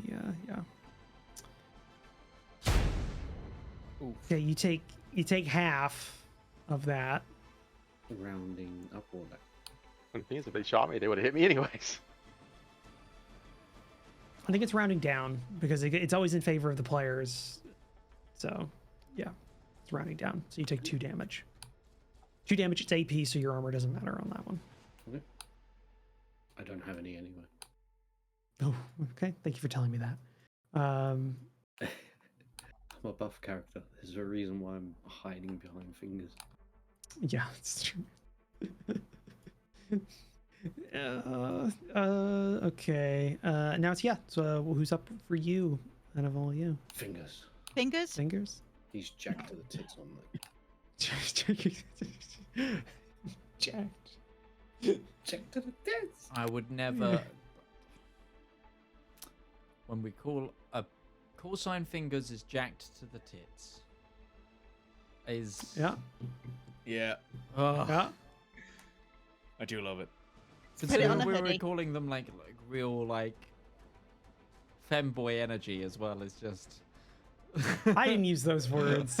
I did not use also those did not words. use those words. That was the They discussion were earlier. heavily implied. Okay. That was was heavily- the That is discussion that is a earlier. player fantasy that is attempting to be enacted on the GM. That's I didn't So say what we've that. learned today is I- that Mitch has a thing for femboys. No, what? I didn't say that. No. Are you sure? Do you know? Are you sure? Are you sure? You're questioning yourself there, mate. It's just I the thought meme we of like, went over this. no, well, maybe, no. I thought we went over this when we were at that wedding. It's a no. Not that there's anything wrong with that. Like that was a case of no, but I'm not judging. You know, things change. They do. Yeah. I mean, You know, and you got Moving things for pirates. We are learning a lot about Mitch today, and I think we need to keep on rolling. Otherwise, we're gonna get stuck here. Don't worry. We learned a lot about each other when we were in the same house for a week. Yeah. Yeah. So, what did you direct Fingers to do? Was it fire at Position and just offload on coots. Cool. So they have a leadership die. My passive ability allows them, when targeting someone with lock on, to roll twice and pick the result as well. Cool. Also, I did look. And obviously, Coot is also impaired if that has any effect. I did also look as well that they don't use leadership dice. You get it back. Yeah, I want them to use it. Okay, so he's gonna get an accuracy and a consume lock on for this shot. He's not impaired. Yeah, impaired is a difficulty essentially. It's a thing. It's a thing. Yeah. It's one of the things that can stack with an inaccuracy. So that actually applies twice. But if you have 2 inaccuracies, it's just whatever the highest is. So that's why it's good to have 2 both. Okay, yeah. The problem is with this though is that because of the way Fingers' gun works, he does flat damage. So he only does 4 damage, but it's in a burst kind of thing. So that's what at this tier that's what he does. He's not a ranged character. His shield bash and things are kind of where he shines. But he's gonna attack and fire. Oh, there's another crit. Yep. It's another crit. Does 4. I kind of want to implement some sort of house rule or something like that for flat damage weapons or something, but that could get really dicey. With how you roll, you'd kill the group because you're the only one who crits most of the time. It's like when Rival had the two laser pistols that only did 2 damage, but he kept running crits. You know. I'll point out something. Crits in this game just mean you rolled over a 20. Yeah. It's not that you rolled max on a die or anything like that. It is that you accumulate more than a 20. So it is a much harder plus to 10 on the crit. scale and you roll a 10, you crit. Yeah. So it's and specifically Fingers had a lot of bonuses attached to that shot. So yeah. But yeah, no, he fires and does that. I don't know what else he wants to do. I think he's just gonna go ahead and continue to be a slab. And I'll just make sure that I'm applying damage. Fingers is a great Orgrid name. We'll say that right now. Ooh, and that's it for Fingers' turn. Now let's. Did we want to do the next enemy's turn and then leave it? I was going to do that actually. Yeah. I was going to cap off with the only other enemy on the field that can do anything because the spotter is blind and it's just a spotter. So really we're just ending off with Diva's second action.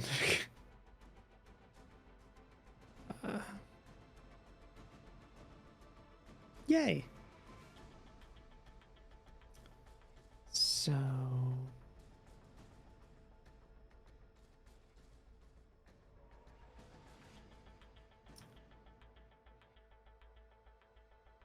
gonna move forward 5 and the mini teleport.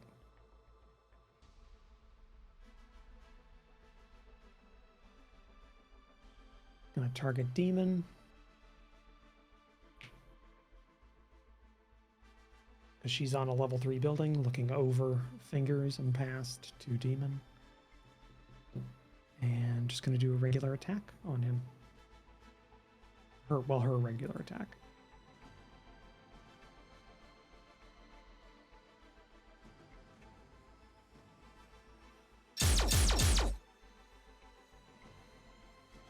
Fuck's sake, Roach. She, to be fair, she gets a +2/+2 accuracy, so she gets a theoretical +8 max to the roll. It's very easy to crit on that. It's more you just rolled a 19, like. I mean, yeah, that is true. Over and over and over again. It is true. Hey, it's the luck. It's the luck of I don't know what, but it's luck of something. And then with that, she's gonna, so she moved, used a quick action, and her second quick action, she's gonna go ahead and pop out of existence and teleport 50 squares. Or 50 hexes somewhere.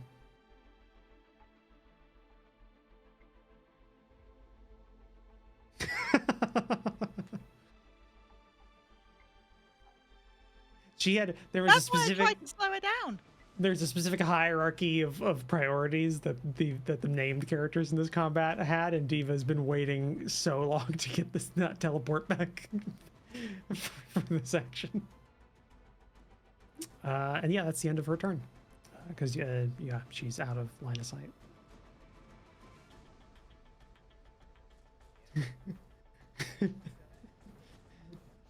So, for the end of her turn, that's where we're going to end this week. Yeah. You got a sniper running the level.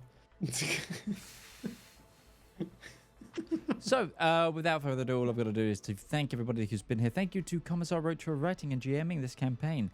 Thank you to SurelyOnlyMikey, to Utari Onzo, to DM Lake, to Red Moogle, and RivalzoneGaming. I've been Midgeman. We've been the Component Cast. This has been the Tuesday Crew. We'll be back tomorrow with more Cyberpunk, and we will see you next week for more of this. Until then, bye-bye. Bye.